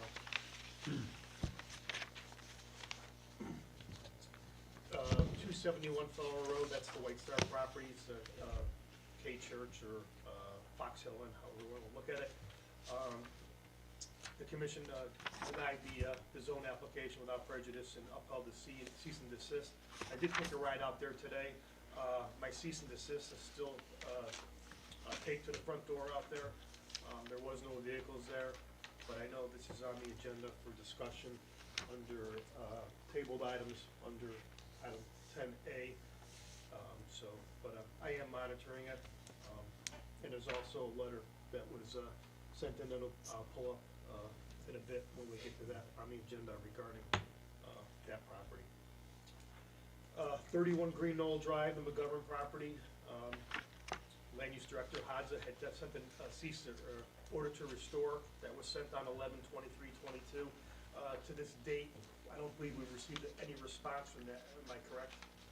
That's correct, Mr. Lawley. We did, Rochelle Haas is the record director, deputy, the deputy zoning enforcement officer. We did not receive anything in response to that yet. However, I did check the GPS tracking online of the registered letter, return receipt requested, and it was delivered to an individual at the address at 10:31 on November 25th, Black Friday. So Mr. McGovern, does have was duly notified. So my only regret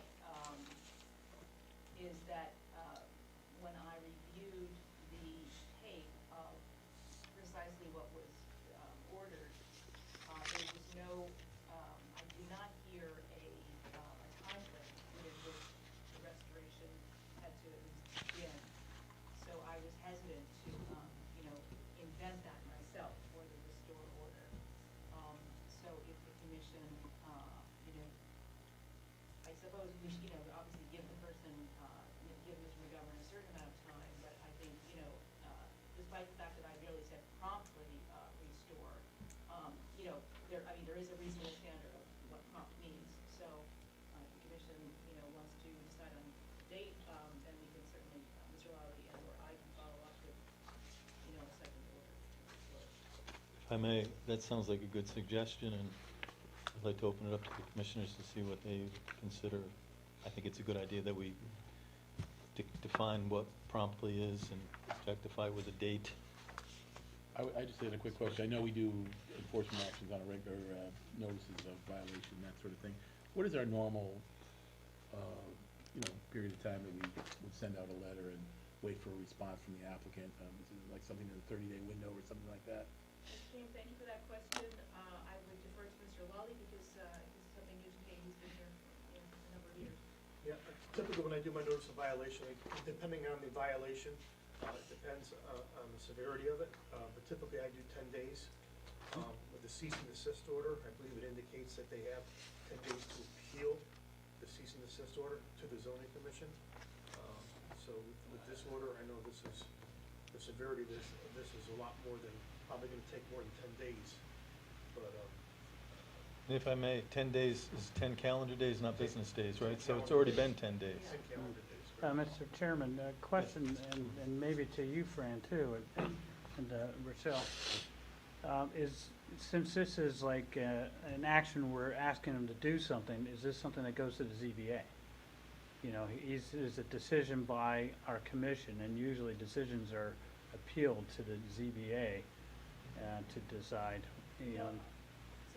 Yeah, Please, so Ms. I don't know, is this one of those things that? Well, thank you for the question. It's a good question. It's difficult to answer, I think, when these things get to be very sticky. The time for him to appeal would have been when he received the first, the first cease and desist. I mean, just beyond that now. He was came before this commission, saw no action, so. Yeah. That statute, that time limit has run out for him now. Yeah, I'm wondering about this order to So restore. The order to restore, he can certainly try to go to the CBA over it, but, the next step after this is to give him a citation. Hmm. I mean, we have had no response from Yeah. Mr. McGovern, since, I guess, he appeared at one of the meetings. But, we certainly don't have to wait for him to. Oh, no. I think we should continue to, and I think Mr. Wall is right, 10 days seems to be the statutory, timeframe within which someone should act. And if they, and I'm not suggesting that, he can remove possibly, all of that dirt within, within a 10-day period. However, to produce a plan for the commission, at least to show in good faith, that he's begun the process and to give us a timeframe of what that would take, is to ask for, a particular timeframe. And if I may, then would it be prudent to follow up with another letter specifying a specific date and also listing what's going to happen if he doesn't respond with a plan by that date? Yes, Mr. Chairman, so the last paragraph of my, last full paragraph of my letter said, if you fail to comply promptly with this order, the commission may direct the zoning enforcement officer to issue a citation and impose a fine of up to $150 a day if the violation continues as provided by town ordinance 84. So, I think, giving him, a specific date, gives us firmer ground on which to stand in order to then, take the next action. Yeah, and reiterate what you've just mentioned. I know Mr. Pratt was patiently awaiting. Well, you gotta move pretty quick. I mean, it's gonna be frozen pretty soon, right? So then he's not gonna be able to get rid of it and get into January, February, so. Well, I would just think, I would just follow up on Mr. Pratt's comments, I expect that a lot of this is not gonna be done by hand. Hydraulic equipment has pretty easy to get through frozen ground, but otherwise, we'd be still waiting to bury people in the spring, so, but we don't do that anymore, so backhoe usually pretty handy for this type of work, than ice creams. And, so I would support the idea of firming it up with some date here. Within the 10 days, I would suggest 10 days. Okay. So what do you need from us, a motion or acquiescence? I think a motion would make it much more concrete. Motion doesn't hurt. Do we have a motion to follow up with a letter giving 10 days with an actual date of when these fines will begin if there is not a response to begin the remediation? I would like to make that motion. And I'll second that. Okay. Do we have the motion? So the motion is to issue a letter with a 10-day, here's, help me out here. Yeah, 10 Response days. date of 10 days or initial compliance date of 10 days? In order to restore, within within 10 days.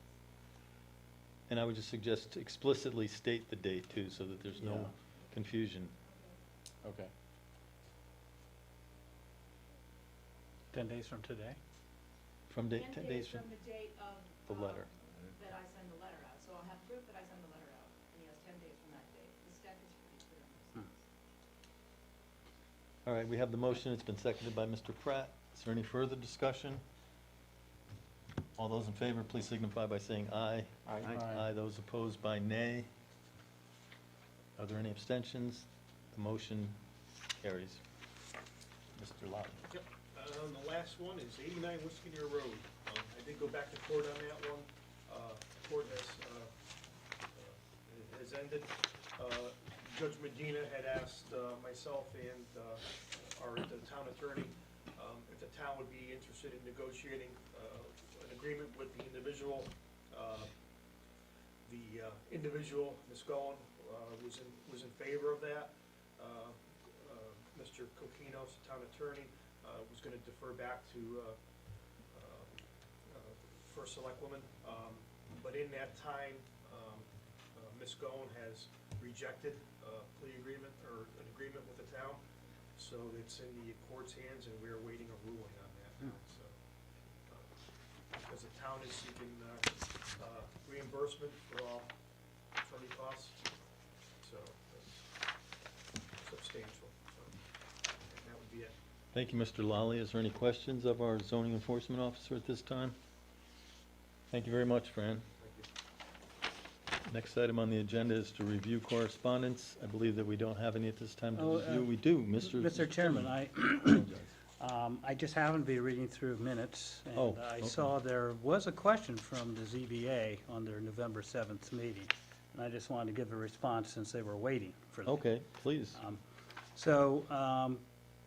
The question was, referring to section 5.1.e, the side yard setback of 0 inches in the TCD, Mr. Donnelly, was not sure if it was accurate or a typo and wondered what the original intention was. So the response from me, based on rewrite and the TCD, so for the TCD, I have paper for you, I can get, which section 5 covers, the allowance of a 1 or 0 inch side yard setbacks was allowed for abutting buildings and/or narrow alleyways similar to other downtowns in the region. Such examples can be seen in Bethel, Ridgefield, and New Milford on their main streets in their downtown districts, buildings next to each other. Of course, this might not be appropriate for all situations, and because of this, almost all uses in TCD are permitted by special permit. The special permit process allows the zoning commission to assess whether a 0 inch side yard setback is appropriate when considering public safety, fire safety, aesthetics, and other criteria as per section 8.5 in the regulations and the appendix 2 TCD design guidelines. So that's the intent. Okay, thank you. Sure. That was it. Next up is item number 7, old business. 7A is an Alpha 5 Obtuse Hill Road, Z-22-67.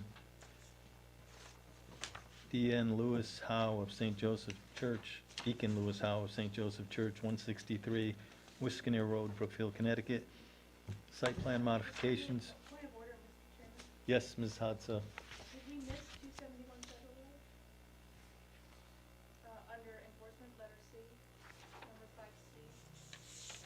I think Mr. Lally referenced it. I have the letter from the attorney's office. Oh, okay. So I guess let's go back to that. I thought we had That's finished. listed under new business. Oh, are we going? Oh, no. No, It's a separate item. that's a It was separate. under enforcement. Okay, 5C. you're right, I'm sorry, my apologies. I apologize too. I thought you kind of covered it, so Yeah, no. please. Want me to read it? I'll read it. All right. Yeah. This is addressed to the Town of Brookfield Land Use Department, 100 Pocono Road, Brookfield, Connecticut. It's regarding a formal letter notifying Land Use Department of violation of zoning requirements and cease and desist order church service by St. Church on October 30th, 2022. Dear staff of the Land Use Department of the Town of Brookfield, I write this letter on behalf of Rollingwood Condominium Association, 1, 2, and 3, and the Rollingwood Master Condominium Association, collectively Rollingwood. Private residential communities with over 245 units, and many more owners and residents to formally notify the Land Use Department of the Town of Brookfield of the violation of Brookfield zoning regulation and an in-place cease and desist order committed by K Church on Sunday, October 30th, 2022. During the morning of October 30th, 2022, K Church held a service in the building located at 271 Federal Road. Currently, 271 Federal Road is zoned as C1, a zoning characterization that does not permit places of worship, parish houses, or centers. Brookfield zoning regulation 4.2A2C, at its regular meeting on October 27, 2022, the Brookfield Zoning Commission denied without prejudice application number Z2250, which proposed a zone change from C1 to C2 to 271 Federal Road and other affected properties. Additionally, on Thursday, October 27, 2022, the zoning commission denied a request to revoke a cease and desist order, which zoning enforcement officer Francis Lally previously had placed on the building located at 271 Federal Road after discovering that the property had immersively was being used as a church. In light of this foregoing, on Sunday, October 30th, 2022, The zone of 271 Federal Road remained C1 in the cease and desist order requiring that the building and property not be used as a church remained in effect. Despite the zone classification and cease and desist order in place, K Church, nothing less, operated a church service on Sunday, October 30th, 2022. Attached to this letter are exhibits, are photographs taken on Sunday, October 30th, 2022, and screenshots of the following.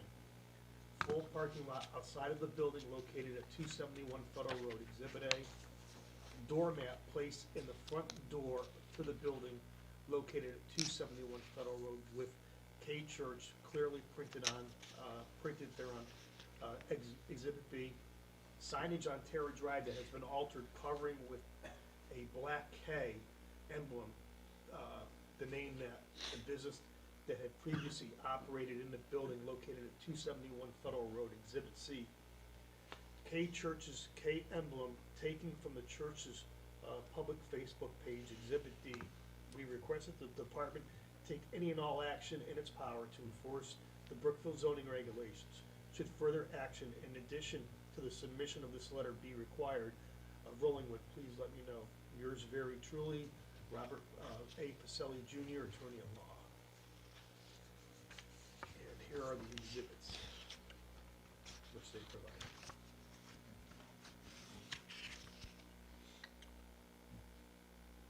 Mr. Chairman, if I may add some. Yes, any questions? We have one from Mr. Kane. I'd just like to add a comment to that. I saw this on the agenda, and I went to the Facebook page of the K Church, and interestingly enough, they list their place of business as 257 Federal Road, Brookfield, Connecticut. Although I don't believe as indicated, they are operating a church in the C1 zone. Also, going back in the page, Facebook page, it appears that they actually changed their address to that date on April 23rd of 2022. And that they have had multiple meetings there, or multiple services there from that date going forward. This is simply by looking at the photos that are posted, and in the background you can see Rollingwood condos and parts of the former Fox Hill Inn. So while it isn't every single weekend that an event is operated there, it appears that it is done with regularity. Again, November 4th, there's a photo.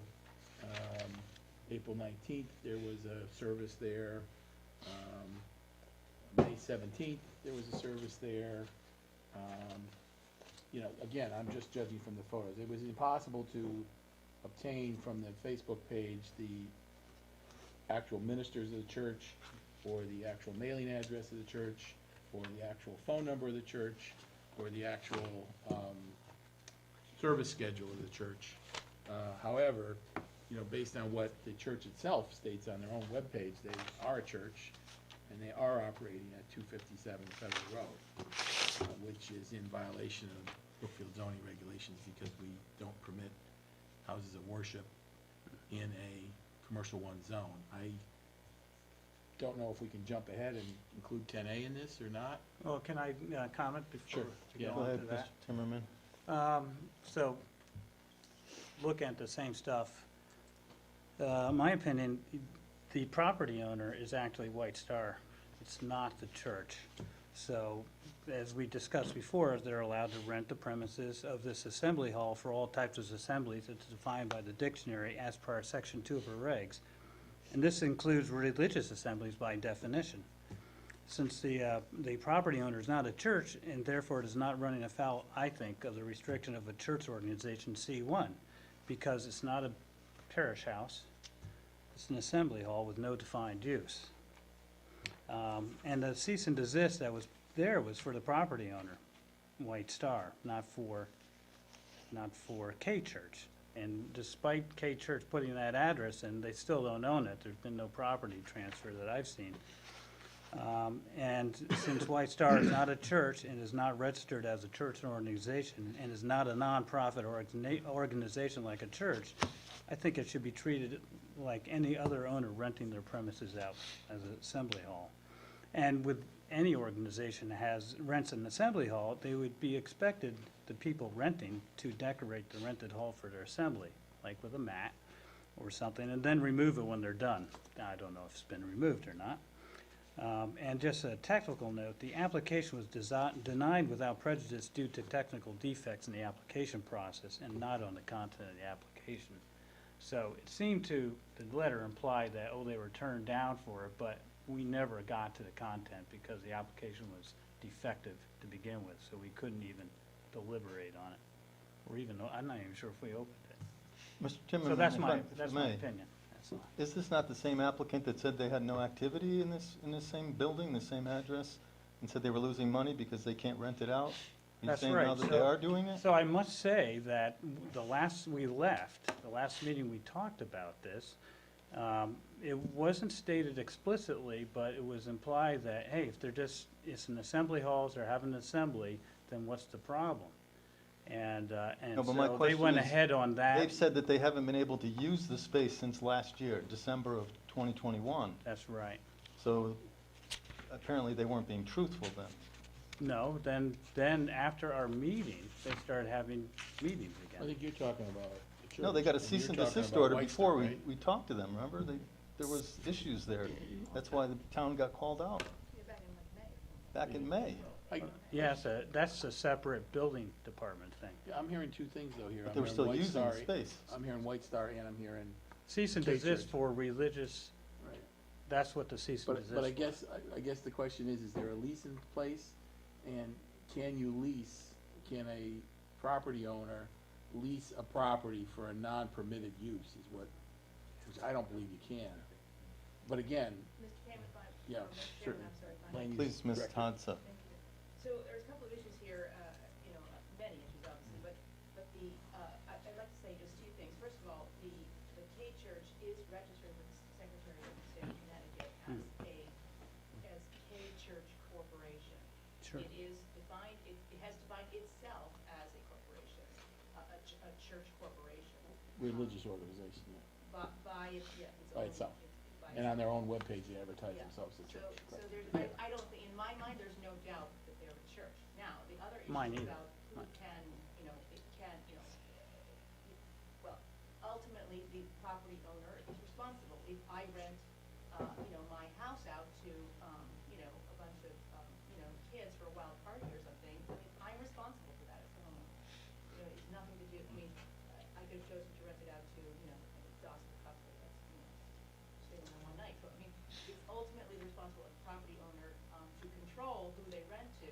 And if I've not been able to find, as you have rightly said, Mr. King, anyone connected to that church who is responsible for the organization, because they too are held equally liable for, operating a use that is not permitted in the zone. Now, is my understanding from this letter, from the attorney Pacelli, that they're only complaining about one particular day. In other words, I have not received subsequent complaints about the church, so I don't know if these are ongoing activities. Nonetheless, it would behoove the commission to direct Mr. Lowe to enforce, to issue a citation, in fact, because they're breaking the cease and desist order. If the commission feels or, determines that, and this goes back again to the sticky definition of, a church as an institution and an assembly hall as an and if the intent of the regulations was to keep those two separate, then the commission should rule on that. If the intention was that they just simply, the regulations were improperly written and that, the definition, the dictionary definition should apply, well, the commission should rule on that, because Mr. Lawley has to know how to proceed. And I think Rolling One Condominiums has the right to, have this, have their rights protected as well. Well, if I may comment, Director Haza, I hear what you're saying, and I'm sensitive to that.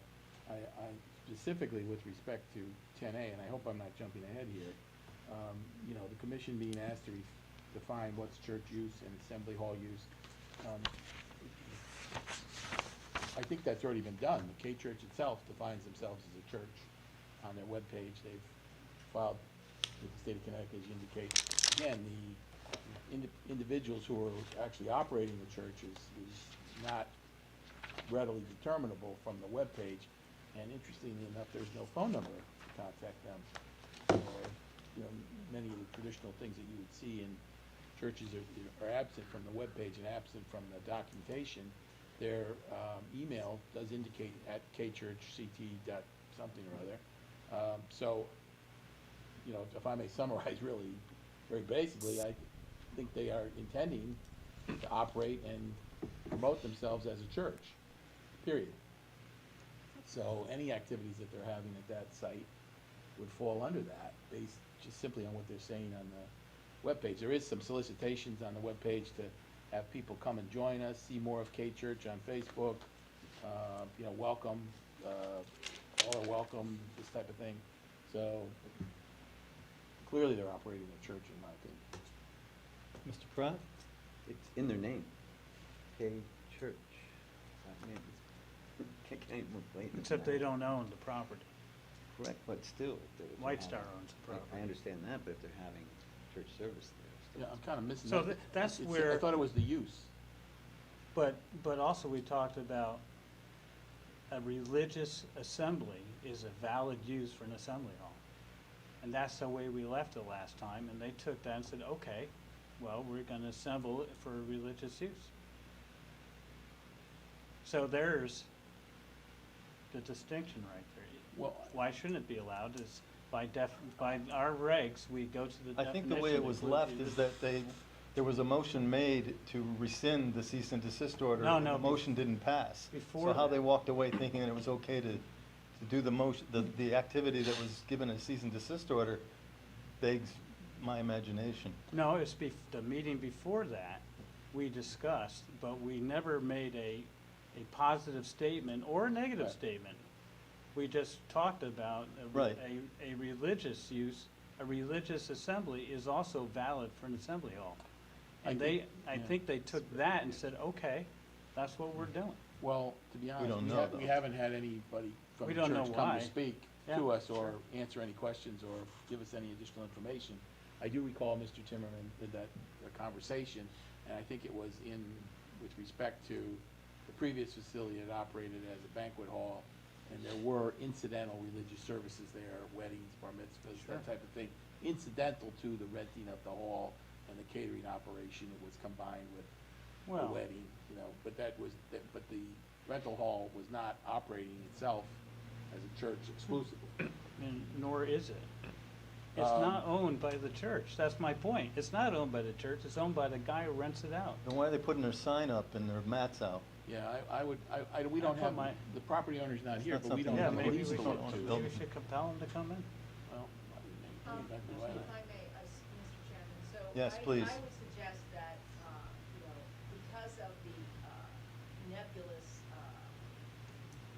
the still nebulous, regulations, and it may have been the case that the property owner, at that time had walked out of here, believing that that was an initial use because people had talked about it as an assembly, just to err on the side of, just, we need to remember that the purpose of enforcement, the purpose of the enforcement is to have people comply with the regulations. It's not to, bust anyone's, butts, but, so don't write that in there, by the way.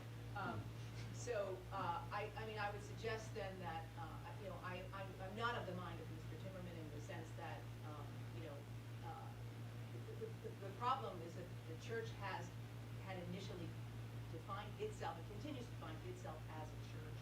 If it had been defining itself as a religious assembly, that they're just going there to worship together on occasion, or that one occasion, that's a different story in my view.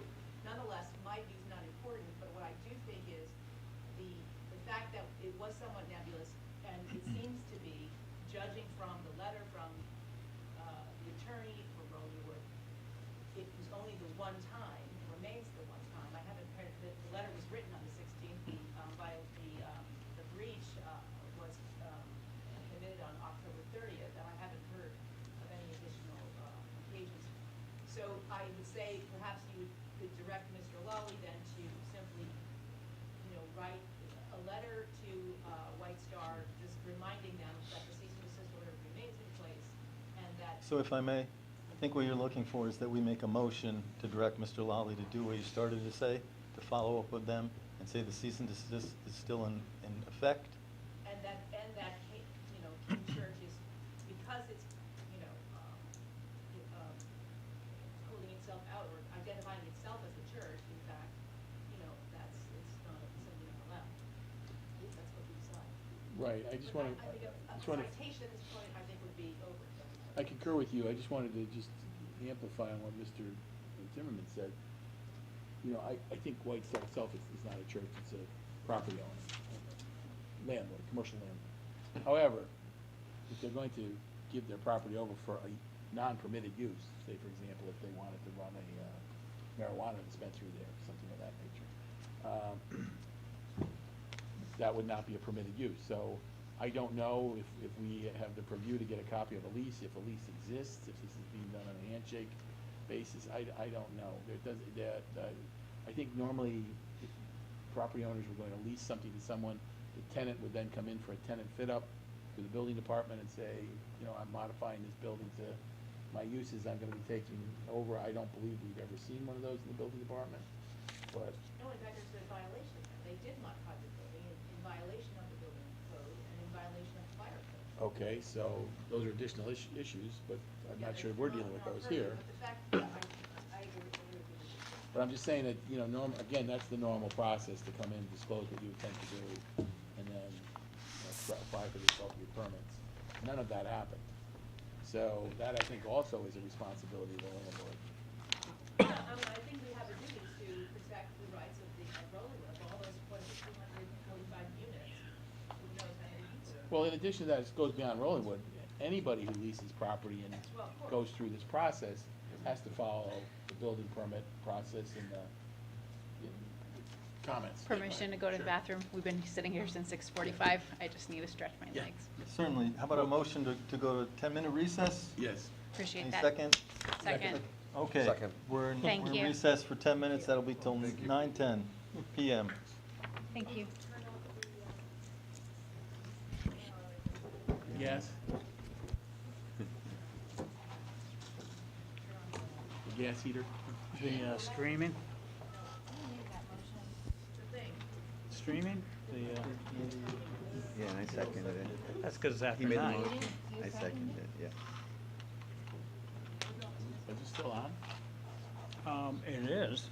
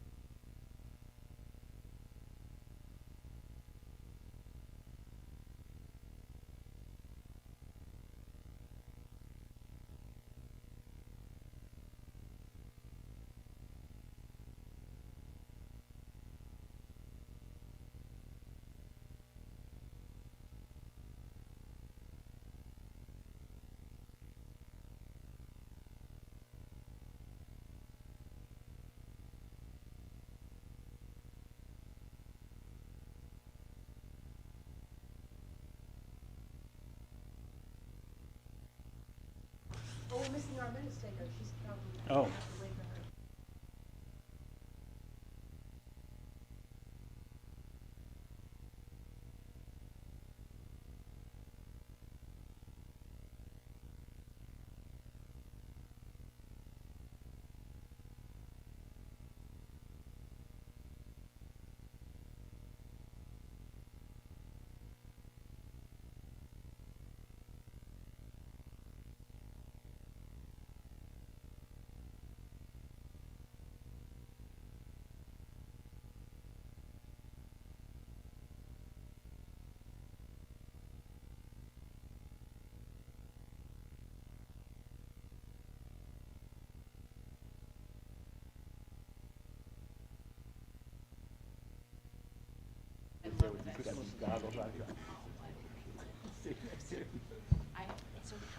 Okay, everyone, we're going to turn our microphones back on.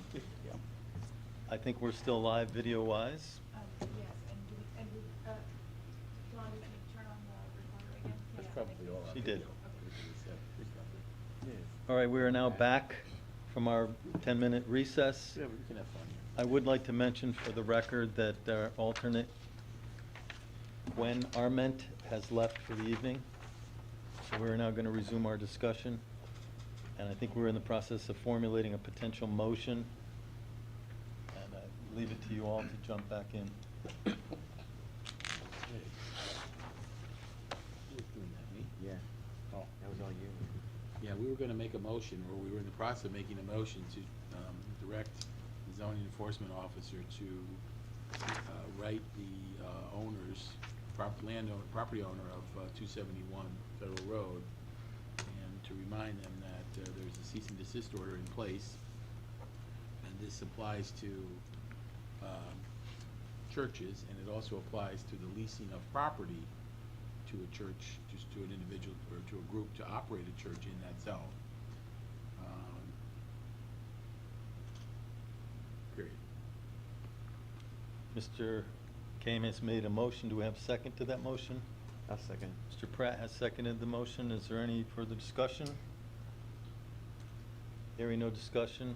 All those in favor of the motion, please signify by saying aye. Aye. Aye. Aye. All those opposed? Any abstentions? That motion carries.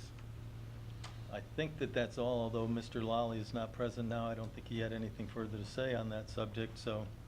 And Mr. Timmerman was kind enough to help us out in reviewing the correspondence, so we will go now again to old business, item number 7A, 5 Obtuse Hill Road, Z-22-67.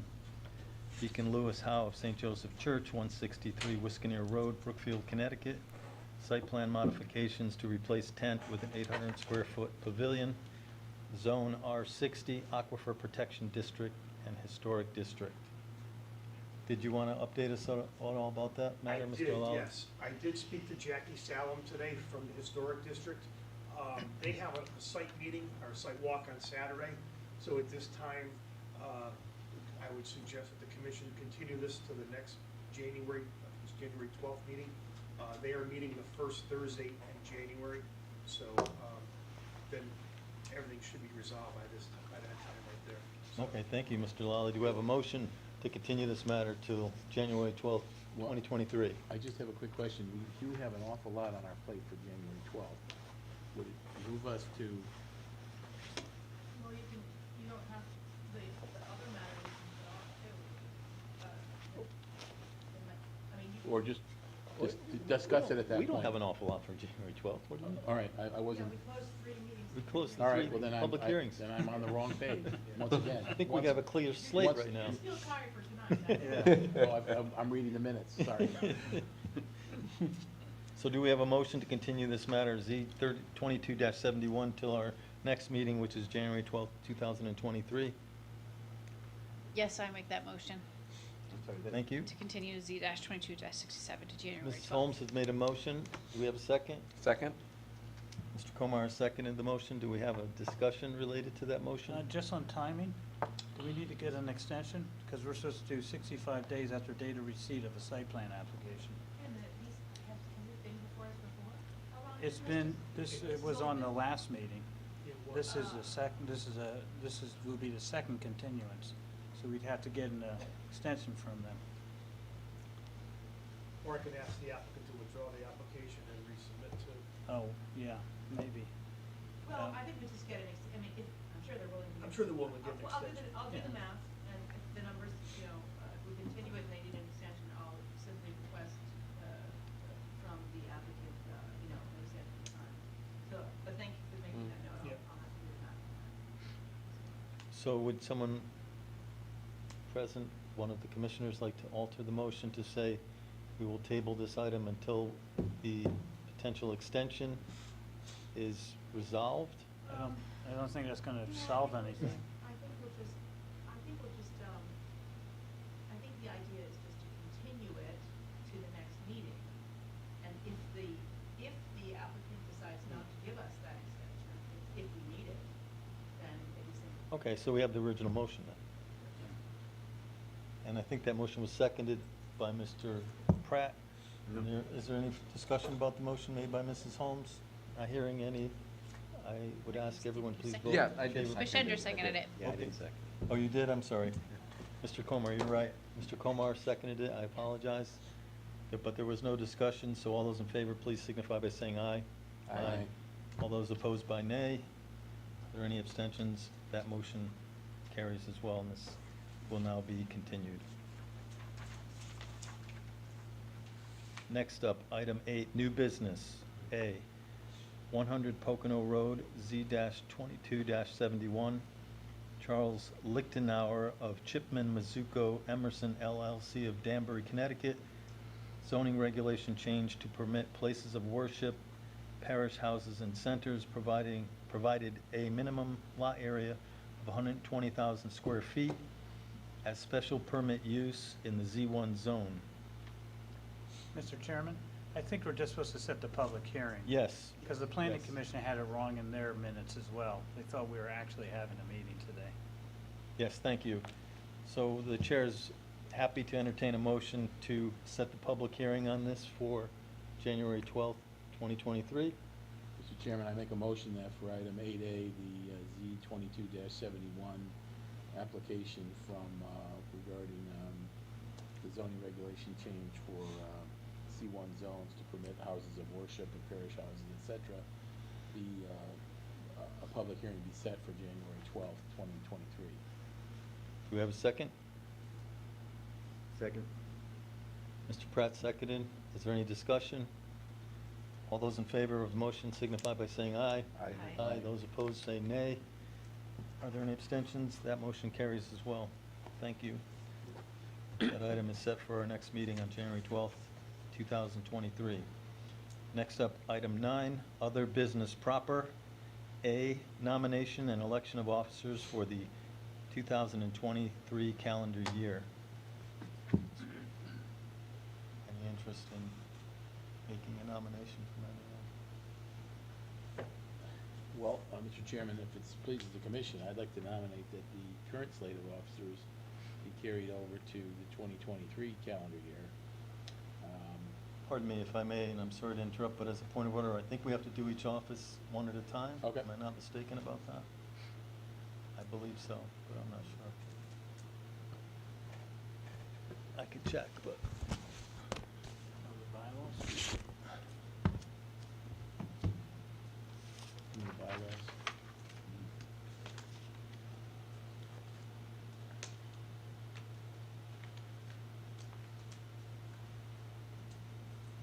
I think we probably just do them all at once, but just let's name who is actually in this. So, the slate of officers, namely, So we could do it all in one vote, but. Yeah, I by think naming I'll officers? withdraw my concern. I don't see it now. Okay. So then I would modify this to state that my motion is that we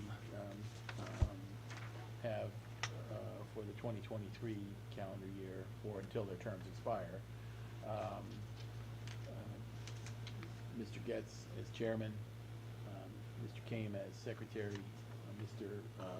Komar as vice chairman.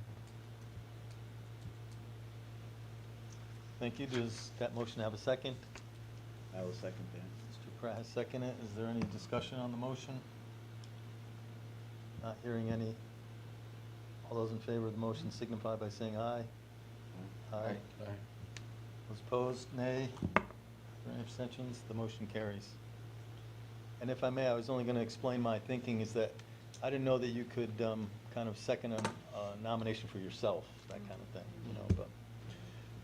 I don't think they were as much about that in this case, but yeah, I guess. Next up, under other business proper, item B, land use zoning fee schedule review with land use director. Hi, thank you. So I did not bring my materials today, although I did share them with the chairman, some of what I've been working on.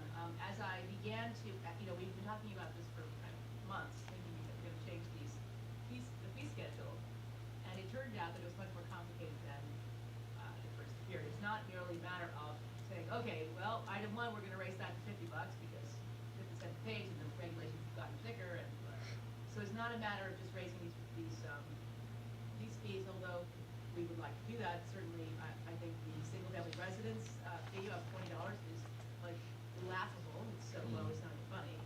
I've never seen such a low fee for anything. But nonetheless, as I started to pull this apart, I realized that some of the things on that schedule, for example, under major shopping center in the large square in the middle, or rectangle in the middle, it says section 242 dash, you don't even have the sections anymore. So it seems that the fee schedules have not been updated along with the regulations. So that's, the first kind of problem. But there are a number of other issues there too. Some of those things, for example, wood cutting permit, there's nothing in the entire regulations that mentions cutting wood. So there is no such thing. There is also something called an excavation permit that's required, which is, I suppose, synonymous with natural resource removal, but again, regulations coincide with terminology being used in the fee schedule. So there were a number of things like that that I'm teasing apart now. I'm going through our regulations and, step by step, and seeing everywhere it says zoning permit required, I have a little, item that is gonna have a fee, and everywhere it says special permit required, again, particular reminder for special, a fee for that. So it's taking a little bit more time than I had anticipated, as everything does in zoning, it looks like. But I do feel it's coming along, and the last thing I did, since I actually met with the chairman, was that I've now gotten all the fees as they appear in the OpenGov, the online system, and, teasing apart how those fees are applied. So, because those are the ones that, actually get charged, because now it's all done electronically. So I'm trying to, pull all those things together. And I think, so that's the first order of business, getting the right, the right types of permits, set up, and then we can go and see how much they should be raised. So I'm hoping to have something, I think I'll have something around this meeting, So it started out just comparing what the fees were, but now it's like definitions, and maybe we need to change the whole thing. Exactly. I mean, it's not simply, raise the fees or what are other towns doing. In fact, it turns out that I went onto the Westcog website, and they've already done that for us.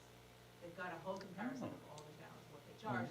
But as Mr. Kane was finding when he started doing some research on this, it's not comparing like, apples to apples. Doesn't index well. Each town charges fees in a different way for different things. Some things it doesn't charge at all for, so it's not really so easy to say, oh, well, it's pretty standard across the board. There is no standard. Do you have a copy of the old regs? Look up some of these old references? What do you mean, in what sense? Section 242 dash. Yeah. And why need to look them up? No, I thought if you saw the section that doesn't exist anymore, if you didn't know how they calculated the fees inside, because you didn't have access to the old ones. Oh, no, I do have access to right. the old regs, but like major shopping center, we don't even have that in there. I mean, there's not even something called major shopping center in these current regulations. You know what I'm saying? I think there still is. I mean, and then it says the fee is the same as the design review. In other words, it's not. Well, as I think you mentioned before, things like major, minor, big, Yeah. large. Yeah. Yeah, maybe we could just get a square footage thing in there? Well, or- I mean, to say major shopping center, it's a site plan review, you've got to have a site plan. Right, but again, Yeah, what are we why- talking about in terms of square footage or size, you know? Well, there is that, yeah, Oh, no, but there is yeah, that too, okay. that is, we do have things that are, for over 5,000 square feet, that kind of thing, Right. certainly, and that's, but, yeah, no, I'm not really keen on investigating the old regulations, I mean, because what I wanna do is go by, the current regulations, and, Yeah, what we're actually charging. yeah. I mean, even things as simple as the tax sale permit, it's wrong. In 3 different places, it says 3 different things.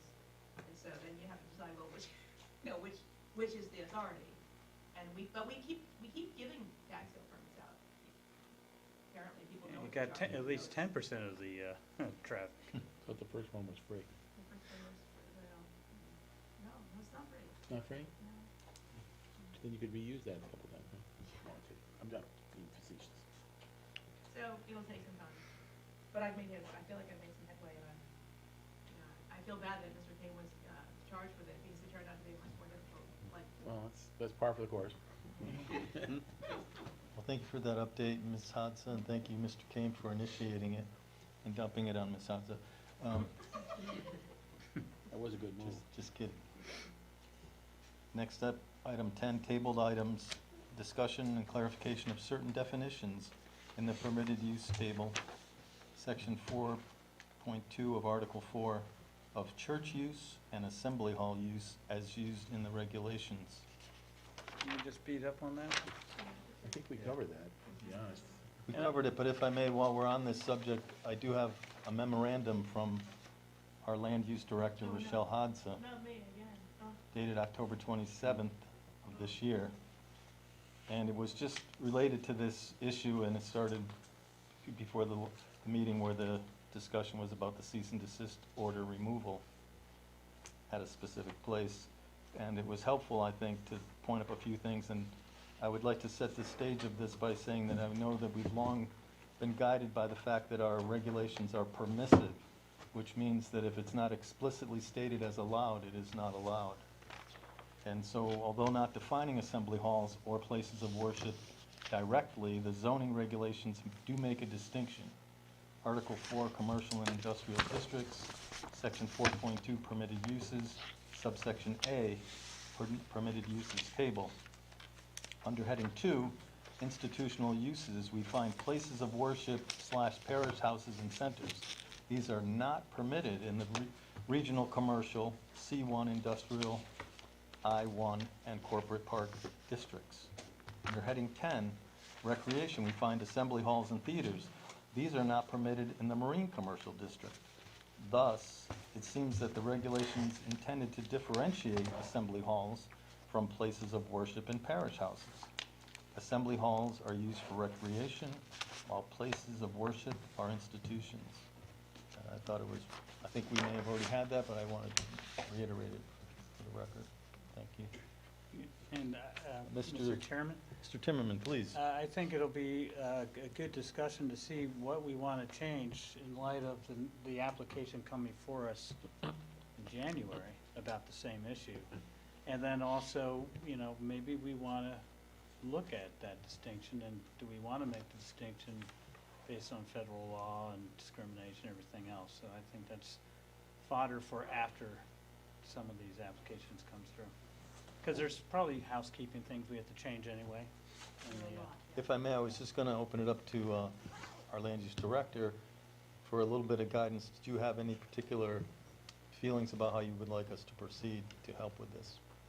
Thank you. Yes, Mr. Chairman, so just my thoughts on that would be just, I would always look to try to keep the language consistent with the statutes. And the statutes don't mention churches anymore in that way. There are some some statutes that refer to very old institutions, church institutions in the United States, the Anglican Church, Anglican Episcopal Church, whatever, old institutions.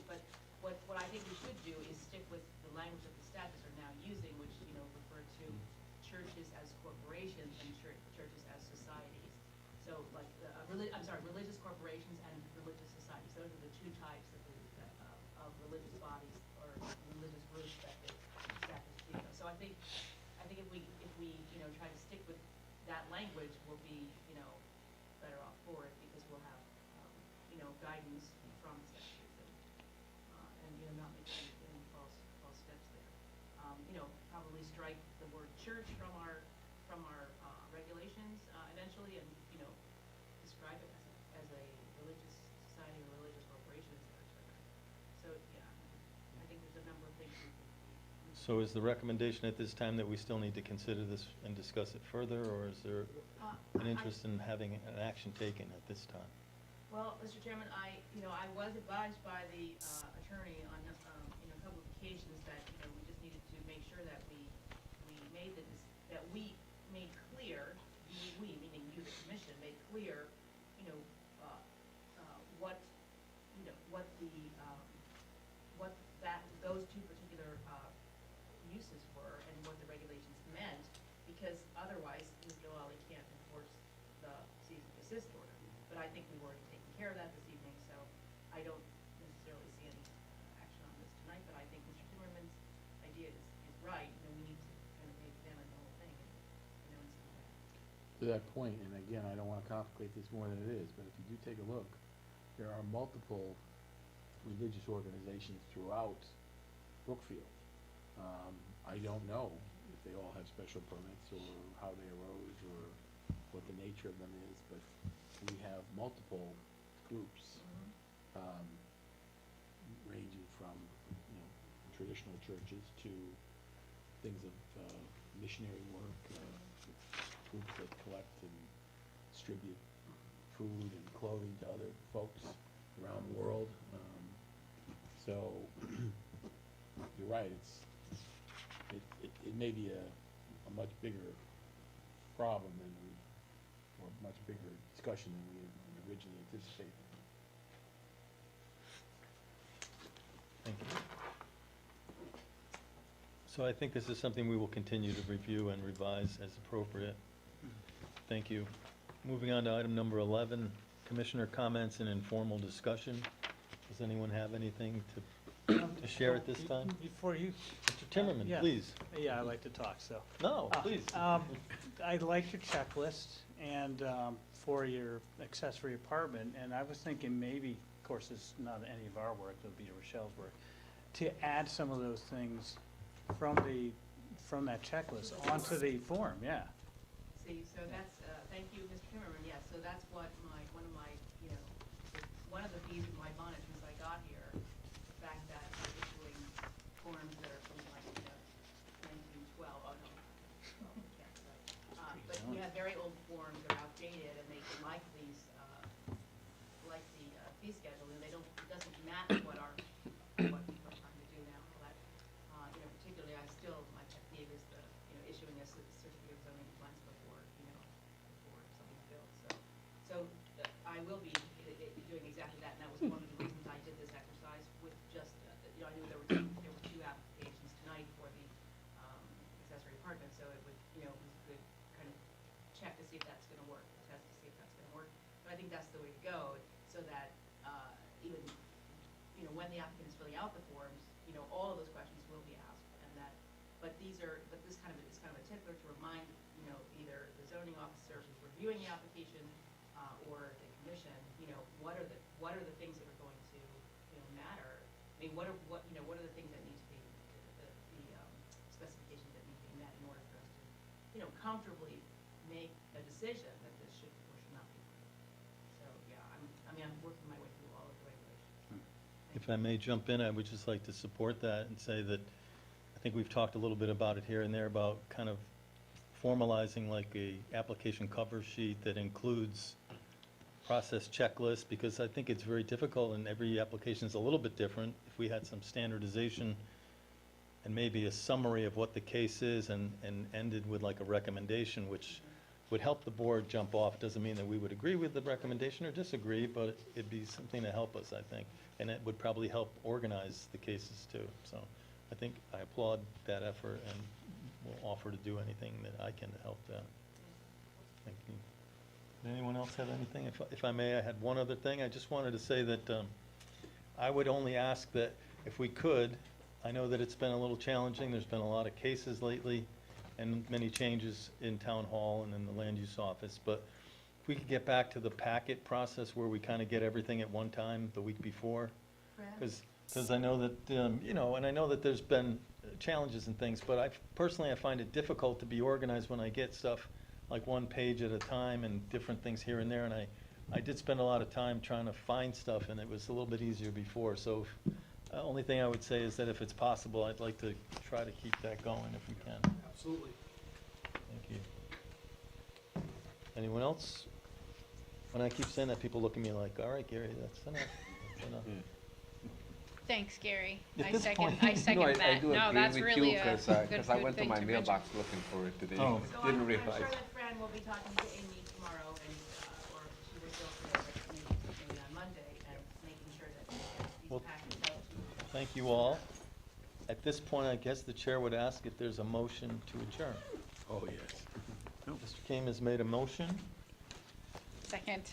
Mrs. Holmes is kind enough to second the motion. Do we have any discussion? Not hearing any. We all vote in the affirmative. Quick note. Aye. Those Aye. opposed, Aye. vote in the negative. No abstentions, the motion carries.